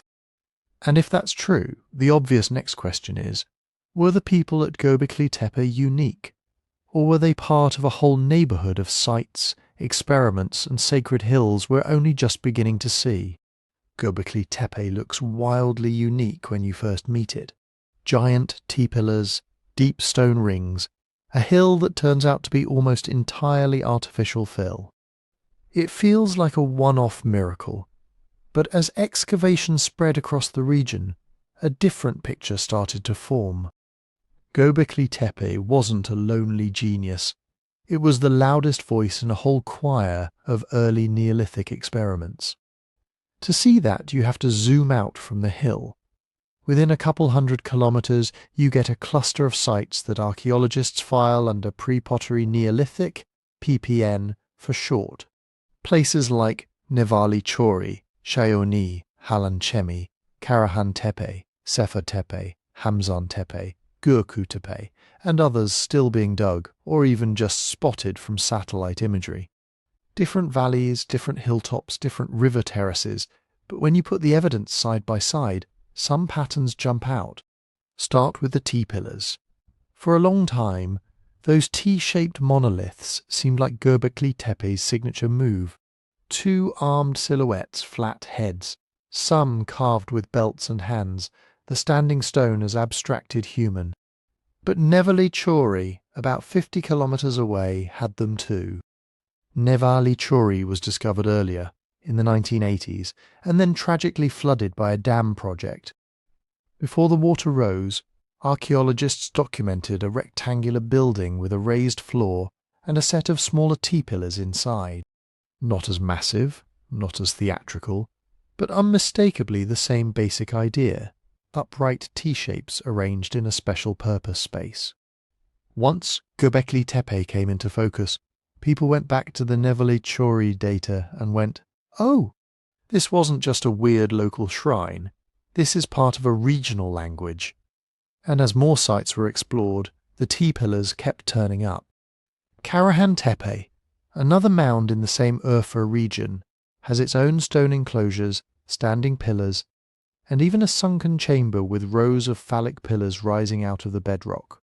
The geometry shifts, more ovals here, rectangles there, but the theme of carved stone uprights in deliberately non-domestic architecture repeats. Then there's the iconography, those dangerous animals that prowl across Göbekli Tepe's pillars, snakes, scorpions, wild boar, big cats, vultures, foxes, don't stay put. Similar motifs show up across the PPN world. Nevali Chori has animal reliefs. So do other early sites in southeastern Turkey and northern Syria. The exact species list varies, but the emphasis on wild, powerful, and often dangerous creatures seems to be a shared concern. It's like you're seeing the same symbolic toolkit applied in slightly different dialects. You also get overlaps in how people are handling the sacred, not quite domestic boundary. Many PPN settlements have at least one special building that's bigger or more elaborately built than the houses around it. Thick walls, benches, plastered floors, sometimes animal skulls are built into the architecture. Sometimes there are burials under the floor. Sometimes there are pillars. Sometimes not, but the feel is familiar. This is a place set apart. So at the level of shared features, the neighbourhood looks coordinated. Carved pillars that abstract the human form. Communal buildings distinct from standard houses. Animal imagery leaning heavily into wild game and threat. Plastered floors and benches that turn rooms into stages rather than kitchens.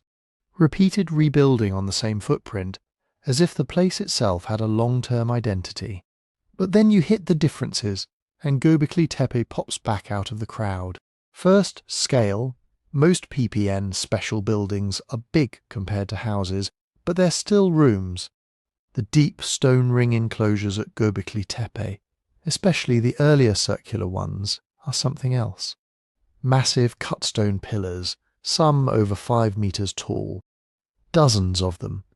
Multiple enclosures layered and buried over centuries. The volume of stone moved, carved and set is on a completely different order. Second setting. Nevali Chori was embedded in a village. So were many other PPN ritual buildings. They sit inside or right next to domestic clusters, woven into the everyday fabric of life. You live there, and the special building is one of the addresses on your street. Göbekli Tepe, in its earliest monumental phases, isn't like that. It's on a prominent limestone ridge with sweeping views. Clear, large-scale domestic architecture is conspicuously missing from the same horizon. Whatever dwellings existed were probably scattered in the surrounding landscape, not wrapped tightly around the rings. It feels like a destination, not a living room. Third, intensity. At other sites, ritual architecture is one strand in a web of activity. Houses, storage, workshops, special rooms. At Göbekli Tepe, for a long stretch of its life, monumental building is the main show. Multiple big enclosures, construction, use, burial and rebuilding again and again. The hill is being deliberately shaped into a layered archive of ceremonies. It's as if other sites have a ritual building checkbox, and Göbekli Tepe said, "What if the entire hill is the checkbox?" These contrasts are important because they push us away from tempting but too simple stories. You could look at the shared T-pillars and animal art and say, so the same people built all of this. Göbekli Tepe is just their cathedral. But archaeology is messier than that. The overlaps point to what you might call networked innovation. Think of the early Holocene Upper Mesopotamian region, southeastern Turkey, northern Syria, northern Iraq, as a web of small communities linked by kinship, marriage, seasonal migration, and trade. Obsidian moves one way, shells another, ideas in every direction. In that kind of landscape, you don't need a single central authority broadcasting orders. You just need lots of contact. A group that visits Göbekli Tepe for rites might carry home stories of towering tea-beings and try a scaled-down version in their own village. A carver who trained in one valley might marry into another group and bring their style along. A powerful myth about fox spirits or vultures might spread with marriage partners, not missionaries. Göbekli Tepe, in this view, is a node in a regional conversation, not a freak accident. It's where a set of shared ideas about ancestors, animals, power, danger, transformation got expressed at a scale no one else quite matched. But there's a limit to what those comparisons can actually prove about who built it. Shared pillars do not equal a single tribe. Similar animal symbols do not guarantee a unified priesthood. The fact that people across the region were playing with comparable architectural and symbolic elements tells us they were in contact, watching and copying and riffing on each other's experiments. It doesn't tell us whether the same named group controlled the hill for 1,000 years. It doesn't tell us if there was a region-wide cult hierarchy. It doesn't tell us if the ritual specialists at Göbekli Tepe also ran Nevali Chori as a kind of branch office. What the neighbourhood does show strongly is that there was a cultural package spreading through Upper Mesopotamia in the pre-pottery Neolithic. New ways of building, new ways of picturing humans and animals, new ways of gathering and remembering. Göbekli Tepe is the largest, sharpest expression of that package we've found so far. But it sits in a constellation, not in a vacuum. And once you see that constellation, another question appears on the horizon. If this whole region was linked in a web of ideas and ceremonies, why did someone eventually decide to bury Göbekli Tepe's great rings under tons of stone and soil instead of just letting them crumble and fade? When archaeologists first realized Göbekli Tepe's enclosures were filled in, it was tempting to imagine a slow, natural process. Walls fall, pillars topple, wind blows dust, rains wash soil downhill. Give it a few thousand years and any building disappears. But that's not what the excavators found when they dug into those stone rings. The spaces between the T-pillars aren't packed with neat, clean layers of wind-blown sediment. They're choked with a chaotic mix of stuff. Broken stone tools, animal bones, flint chips, limestone rubble, chunks of sculpture, even fragments of earlier pillars. The fill includes material that clearly came from higher up on the mound and from other parts of the site. In some cases you get big blocks of stone, almost like someone quarried pieces from one area and dumped them into another. The layers inside the enclosures also don't look like undisturbed, slow-forming soil. They're uneven, patchy, sometimes sloping in ways that suggest human dumping rather than gentle natural settling. Sediment analysis shows sharp boundaries and mixed contents, not the kind of gradual, sorted deposition you'd expect if wind and rain were doing all the work. And crucially, there are no long periods where an enclosure just quietly fills with ordinary living debris. It's more like build, use, then boom, a big phase of deliberate backfilling that rapidly erases the usable interior. In other words, the best fit for the evidence is not ruin slowly filled by time, but people made a decision and buried it. Once you accept that, a new question opens. Why would you put that much labour into hiding something you just spent so much effort creating?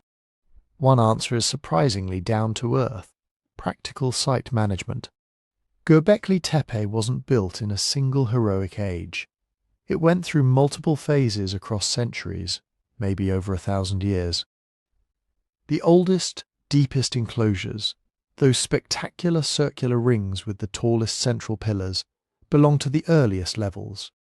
Above them, in later phases, you get smaller, more rectilinear buildings.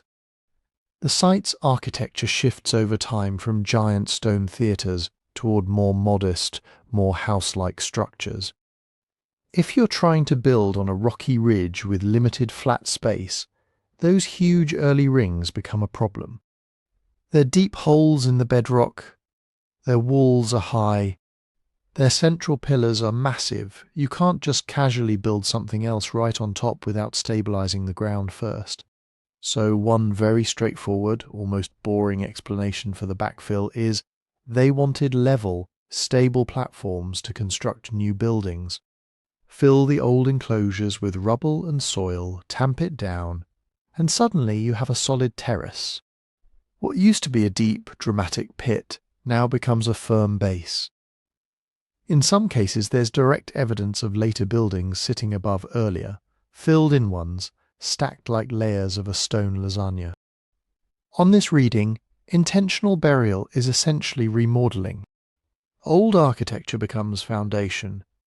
The hill grows, literally, as each generation adds a new layer of construction on top of what came before. You can push the practical angle even further. When you constantly quarry limestone from your own hill to make pillars and walls, you're destabilizing the slope. Dumping rubble back into the enclosures may have helped shore up the mound, preventing collapses or landslides. And as social patterns changed, maybe fewer massive gatherings, more localized rituals, there might have been pressure to reclaim usable space on the ridge for smaller structures or other activities. So one cluster of explanations talks in the language of engineering, logistics, and architecture, backfilling as problem solving. But at a place like Göbekli Tepe, it's hard to imagine any big, public, labour-intensive act being purely practical. The same people who invested insane effort into carving and erecting these stones would have lived in a world saturated with symbolism. Moving earth and stone at this scale almost certainly had ritual weight too. Think about what it means culturally to bury a sacred building while it's still structurally sound. At many later sites, when a temple is rebuilt, the old one isn't just knocked down like an obsolete warehouse. It's retired. Floors are carefully covered. Altars are formally closed. Sometimes deposits of special objects, figurines, tools, animal bones, even human remains, are placed in pits as offerings, sealing the end of one sacred phase before another begins. Göbekli Tepe's backfilling might have been part of that kind of closure ceremony, stretched out over months or years instead of moments. The fill deposits contain feasting debris, animal bones, broken tools that might have been used in rituals, fragments of sculptures that once decorated the enclosures. It's as if the community dismantled the sacred space piece by piece, breaking and burying some of its symbols in situ, then entombed the whole thing under the weight of its own history. Under this lens, burying an enclosure isn't abandoning it. It's consummating it. Maybe a given ring was tied to a mythic cycle, a particular era or a lineage of ritual specialists. When that cycle ended, when a leader died, when a myth was fulfilled, when a social order shifted, the right thing to do wasn't to keep using a space that belonged to the old time. It was to close it permanently, to leave the pillars sleeping in the dark, protected from casual touch, while a new space, and perhaps a new story, rose above. You can imagine the symbolism, the ancestors literally under your feet, the old ceremonies interred below the new, the hill itself becoming a layered archive of completed covenants with the unseen world. There's also the possibility that burying was a way of containing power. If the T-pillars really did stand for beings, gods, ancestors, mythic figures, however they were imagined, then shutting them away inside a mound might be a way of cooling or quarantining their influence. Other cultures later in time have notions of dangerous idols that must be hidden, covered, or interred when their active service ends. Maybe the safest way to ensure an old ritual doesn't keep working, or a dangerous force doesn't keep leaking into the world, is to pack it in stone and soil and walk away. We don't know, but the deliberate nature of the burial gives these ritual explanations at least as much plausibility as the purely practical ones. What makes this even trickier is the time depth involved.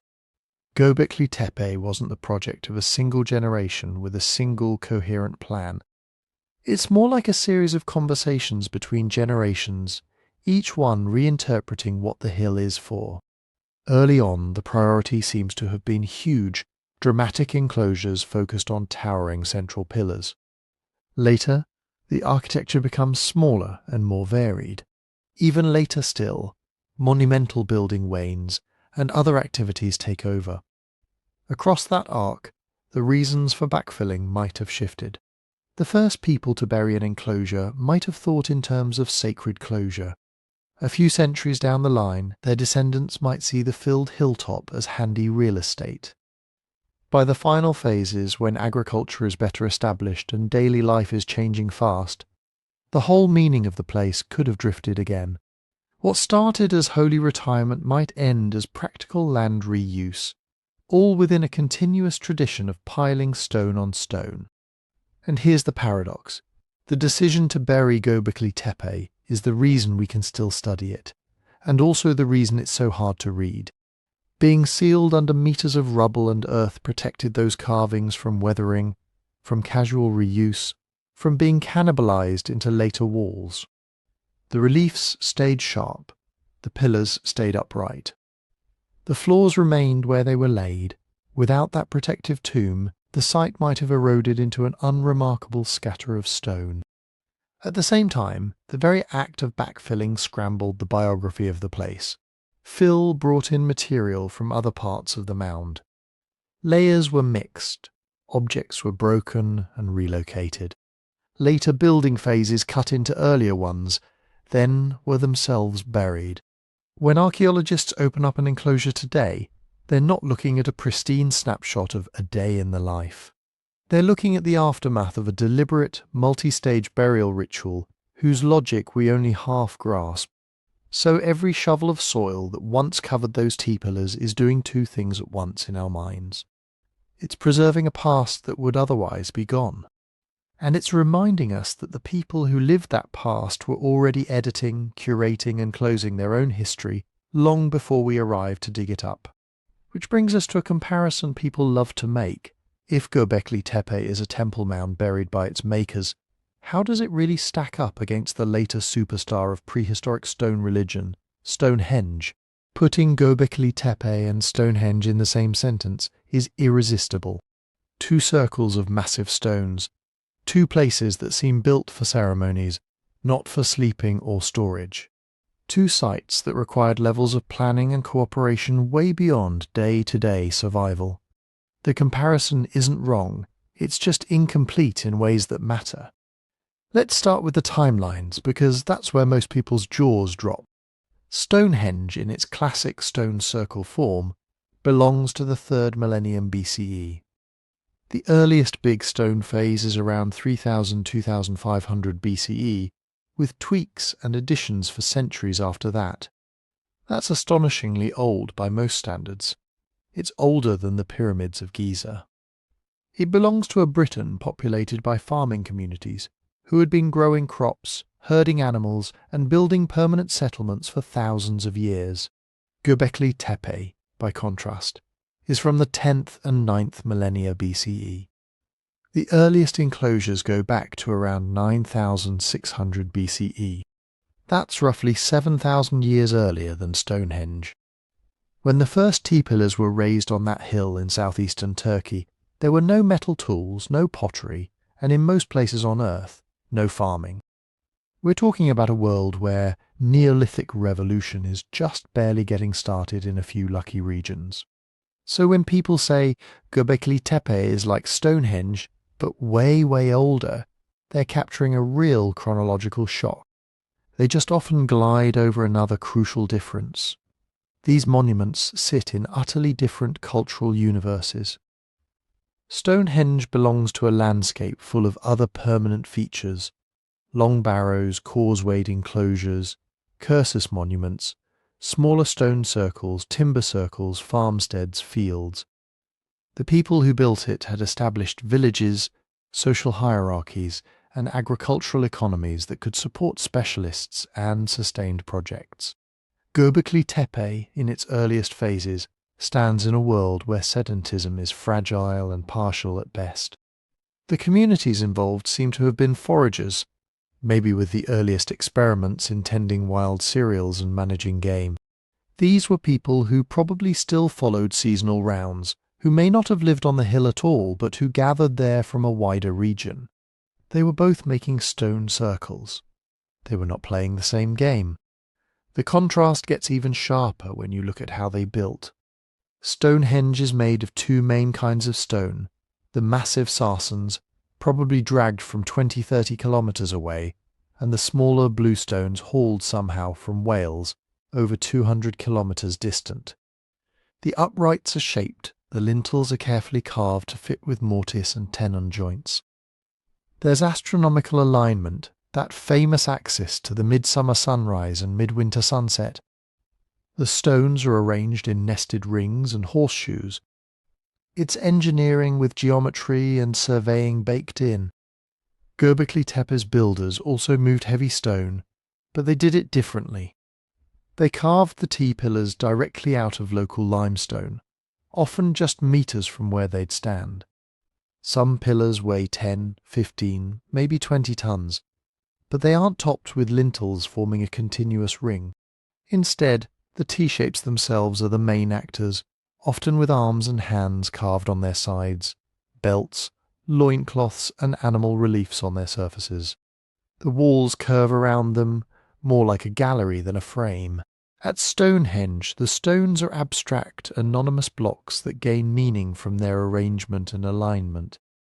At Göbekli Tepe, the central pillars look almost like beings in their own right, surrounded by a crowd of lesser stones and animals. One is a monument to relationships between stones in space and sky. The other feels like a monument to relationships between stones as persons, animals, forces. Different materials, different techniques, different conceptions of what a sacred circle even is. That ties into social organisation. Stonehenge emerged from societies that had already spent centuries organising labour for big earthworks. People in Neolithic Britain were used to digging ditches, raising banks, building long mounds, and later constructing megalithic tombs.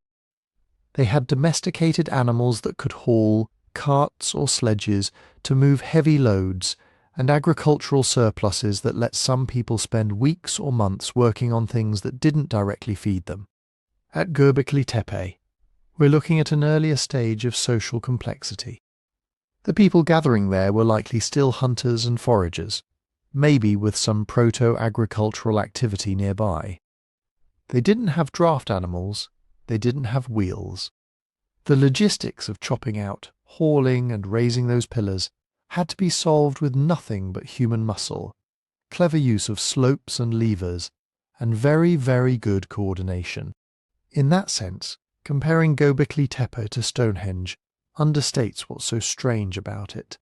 Stonehenge is huge and mysterious, but it comes at the tail end of thousands of years of incremental ramp-up.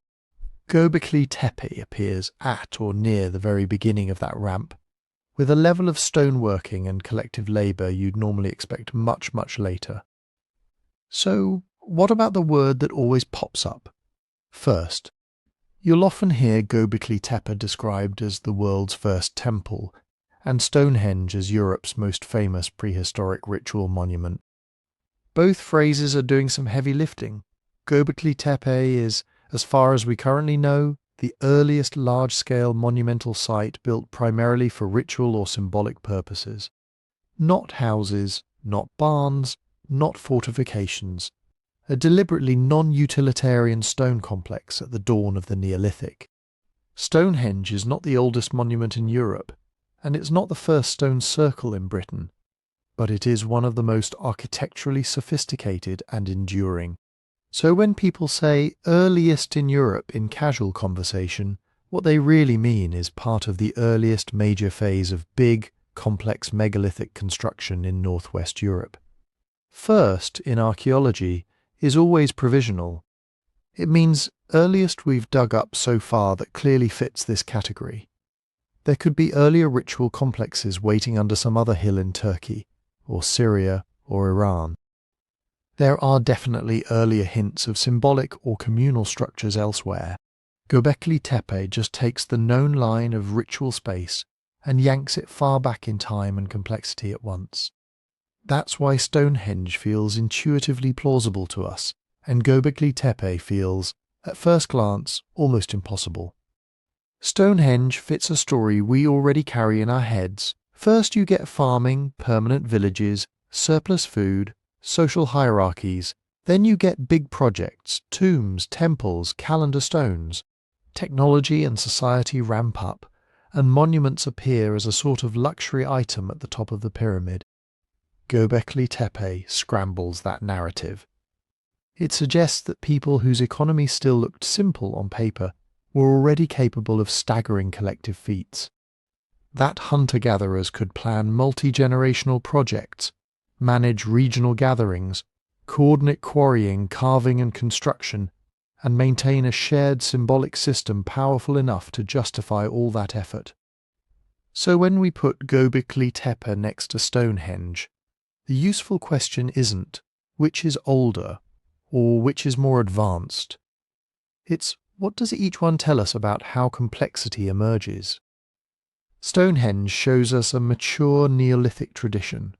Agriculture, villages, long-established ritual landscapes, and then a refinement into precise, astronomically tuned stone architecture.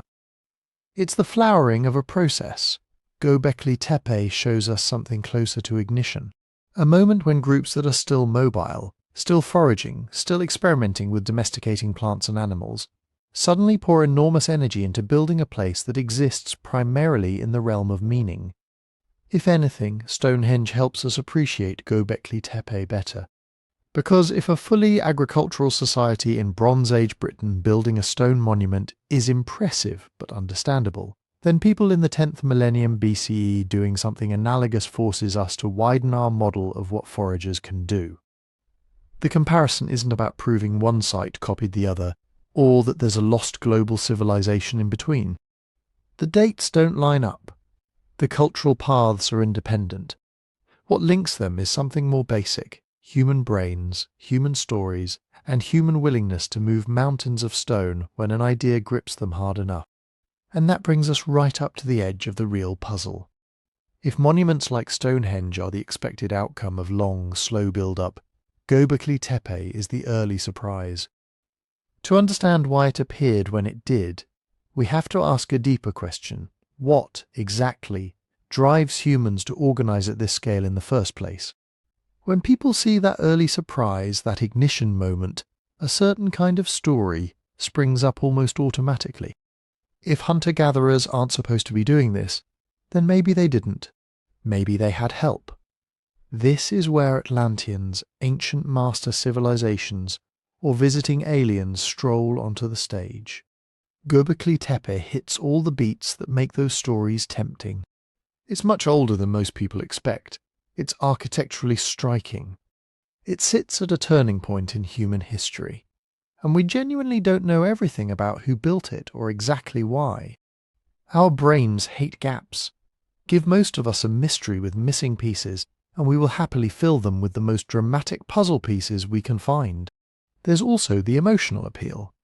A lost global civilization or a guiding extraterrestrial intelligence makes human history feel like part of a grand, secret narrative.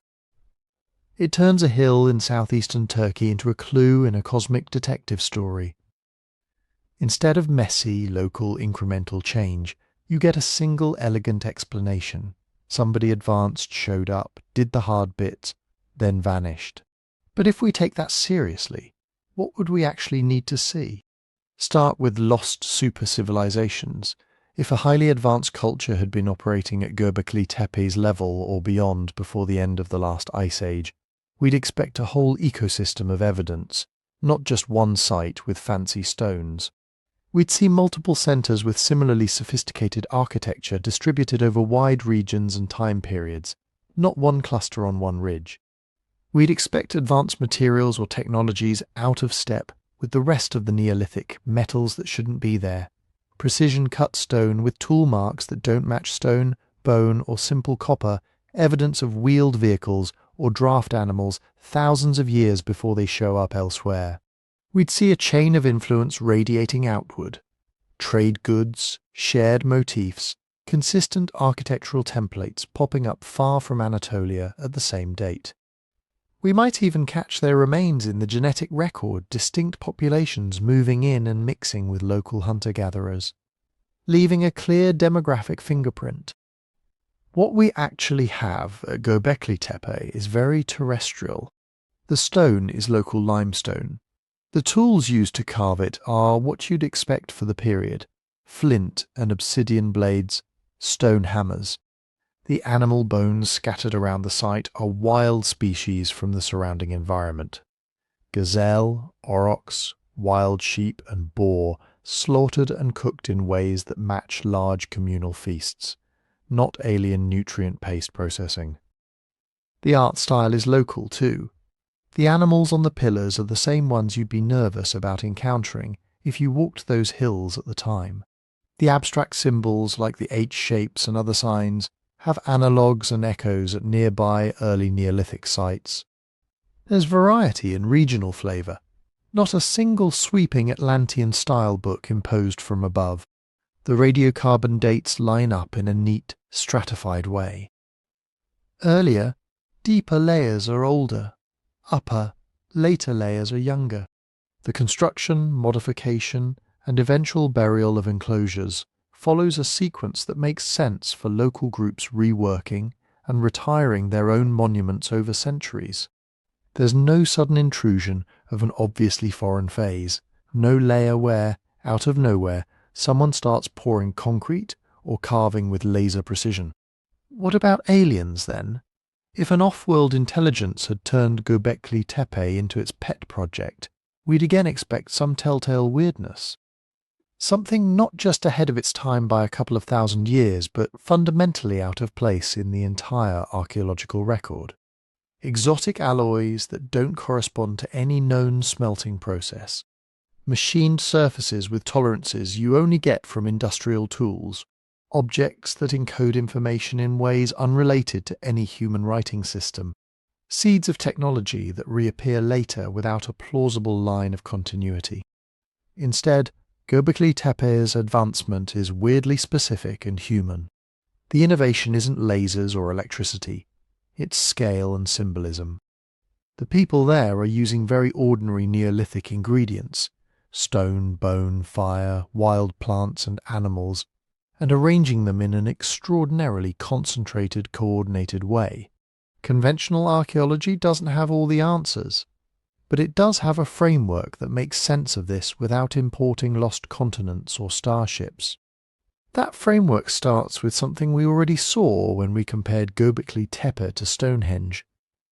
Humans are capable of organising on large scales earlier than we once thought, especially around things that feel like they matter beyond individual survival.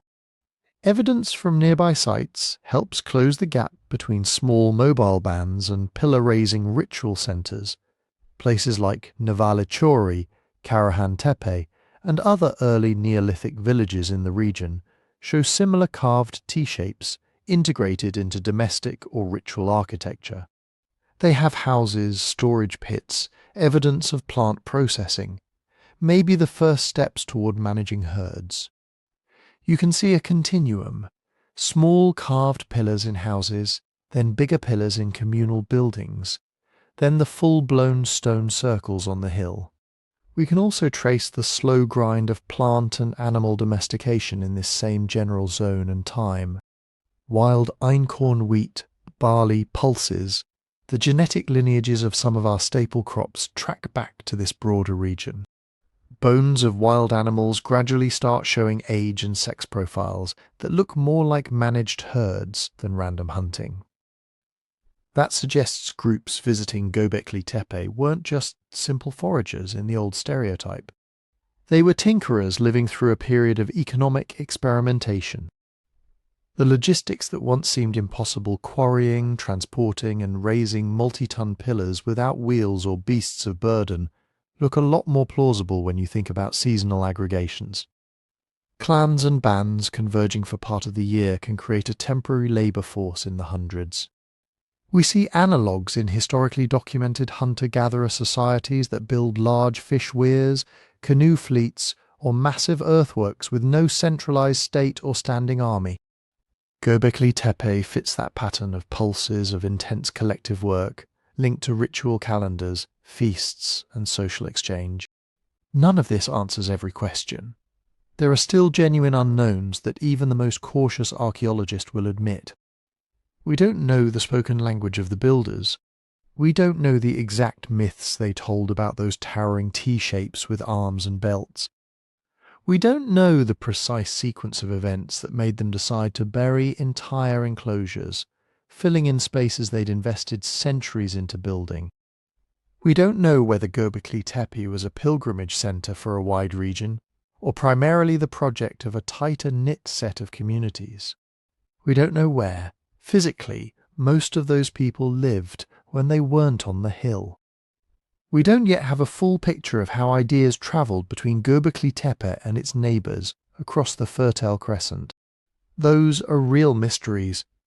They don't require Atlanteans to stay mysterious. The trick is holding two attitudes at once. On one hand, let the wonder in. It is astonishing that 10,000-year-old forager farmers carved stylized human-animal beings out of stone and arranged them in circles that still have the power to unsettle us today. It should feel strange that our mental timeline of when big things are supposed to happen keeps getting pushed back. On the other hand, insist on method. Ask, what physical evidence would this idea leave? Where are the intermediate steps?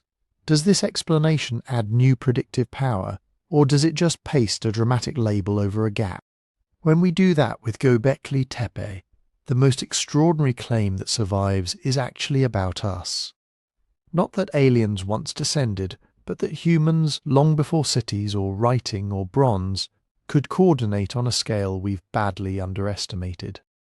That symbolic worlds can grow so compelling that people will carve, haul and bury stone for generations in their service.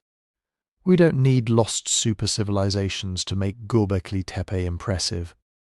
The more we dig, the more it looks like something even more unsettling, a product of minds very much like ours, operating in a world very different from ours, and still managing to reshape the landscape in ways that echo across 12,000 years. And that in turn sets up the next puzzle. If ordinary humans did this with the tools and knowledge they had, what else might be hiding in the hills and valleys of the early Neolithic, still waiting for us to uncover? Here's the thing almost nobody remembers when they see the famous aerial shots of Göbekli Tepe. We are arguing about a site we've barely seen. Only a fraction of that mound has actually been excavated. Depending on how you count, something like 5 to 10% of the total area has been opened up in detail. The rest is still buried under layers of backfill, later activity and simple time. That's not laziness, that's strategy. Digging is destruction. The moment you cut into an ancient layer, you're removing it from the ground forever. You can record it, bag it, photograph it, 3D scan it, but you can never put it back. Future archaeologists with better tools don't get a second pass at the same undisturbed context. So the team at Göbekli Tepe is doing something that looks slow from the outside and very fast from the inside, carefully targeting areas that can answer specific questions while deliberately leaving big swaths untouched for the next generation's methods. That means almost every confident, sweeping statement about the site carries a quiet asterisk. When we say it looks like there were no houses here, what we really mean is, in the parts we've dug so far, we don't see clear domestic architecture. When we say these enclosures seem to belong to a particular phase of the early Neolithic, that's based on a slice of the overall sequence, not the whole cake. It's like trying to reconstruct a novel when you've only read a few scattered chapters, and those chapters all come from the middle of the book. You can see themes. You can feel the author's style. But you don't actually know how the story opens or ends. This is where new technology starts to matter as much as trowels. Before anyone peels back another metre of soil, they're scanning what's underneath with geophysics, ground-penetrating radar, magnetometry, electrical resistivity. These techniques send signals into the earth and measure how they bounce back, creating ghostly outlines of buried walls, pits, and possible enclosures. At Göbekli Tepe, those surveys have already shown there are more circular or oval structures still hidden in the mound, some potentially as big as or bigger than the ones already excavated. They hint at a complexity of layout that we've only just started to map: overlapping rings, smaller adjunct rooms, maybe entire zones that don't look like the classic temple circles at all. Then, when a trench does go in, the dirt itself becomes evidence. Micromorphology takes tiny, undisturbed blocks of soil, slices them into microscope-thin sections, and looks at them like geologists look at rock. Layer by layer, it can tell you whether a surface was exposed as a floor, burned by a hearth, trampled by feet, soaked by water, or slowly built up by wind-blown dust. In a place like Göbekli Tepe, where the lines between ritual, domestic, and dump are blurry, that level of detail can matter more than another dramatic pillar. A seemingly plain patch of sediment might turn out to be a compacted activity surface where people repeatedly stood, cooked, or worked. A lens of ash might mark a particular episode of burning tied to a construction or burial phase. Residue analysis takes the tiny bits that cling to tools, pots, and grinding stones and squeezes them for answers. Starches trapped in the pores of stone can reveal what plants were being processed. Lipids absorbed into the walls of vessels can tell you if they once held animal fat, milk, or plant oils. Protein residues can fingerprint specific species. Applied systematically, that kind of analysis could shift how we see the economy around Göbekli Tepe. Were visitors processing mostly wild grains, or are there early hints of cultivation? Were they cooking with rendered fat from specific animals tied to particular enclosures? Were some areas used repeatedly for brewing something like beer, as has been suggested from large stone basins? Overlay all of that with high-resolution 3D recording, and you get another revolution. Every pillar, every carved fox or vulture, every tiny chisel mark is being captured as a digital model. That allows researchers to track weathering over time. But it also lets them disassemble the site virtually, to test different reconstructions of collapsed elements, to see how alignments might have looked when pillars were fresh and tall, to look for patterns in carving placement we'd miss at ground level. Put simply, we're moving from cool stones in the ground to a multi-layer, multi-scalar dataset, where stones, soils, residues, and spatial relationships all talk to each other. What might that kind of work reveal in the next few decades? One big prize would be clearer evidence of where people actually lived in relation to the hill. So far, Göbekli Tepe looks mostly like a specialized ritual or communal site. But if future excavations find dense clusters of hearths, storage pits, domestic refuse, and small-scale architecture on nearby slopes or terraces, that picture could shift toward a more intertwined living worshipping complex. Burials are another missing puzzle piece. For a site so soaked in symbolic imagery, human-like pillars, possible headless figures, dangerous animals, human remains are surprisingly scarce. If new trenches or better detection methods pick up graves in or around the enclosures, that could radically change how we understand the place. Are we looking at an ancestor cult center? A cemetery elevated to monumental form? A place where only certain individuals were interred? We might also uncover clearer craft zones, areas where stone tools were knapped en masse, where pigments were ground, where hides were processed or bone was carved. Right now, many of those activities are inferred from scattered finds. Concentrated workshops would point to more specialized labor and maybe even semi-permanent resident groups supporting the periodic gatherings. And then there's the time question. How long was Göbekli Tepe in active use? Not just vaguely over centuries, but in terms of generational scale. Was each enclosure the work of one or two generations and then buried? Or did some stay active, modified and reinterpreted for 300 years before being backfilled? High-precision dating, combined with close stratigraphic and micromorphological work, could tighten those timelines from big, blurry bands into more distinct phases. That kind of refinement matters when we talk about social structure. If the site was rebuilt and maintained continuously for many generations, that suggests strong institutions, recurring roles, inherited responsibilities, perhaps even early forms of leadership tied to certain lineages or clans. If, instead, the hill saw short, intense bursts of activity separated by long gaps, the story might be more about episodic coalitions forming, dissolving and reforming, less about stable temple keepers, more about flexible alliances. Which brings us to the questions that still keep archaeologists honest at conferences. Who exactly was coordinating all this? Were there ritual specialists, proto-priests, whose authority rested on managing relationships with spirits, ancestors, or animal powers? Or were these more horizontal gatherings where authority was fluid and negotiated? What did the symbols mean to the people who carved them? Are the animals on the pillars straightforward references to local fauna, clan totems, storytelling scenes, or something more abstract?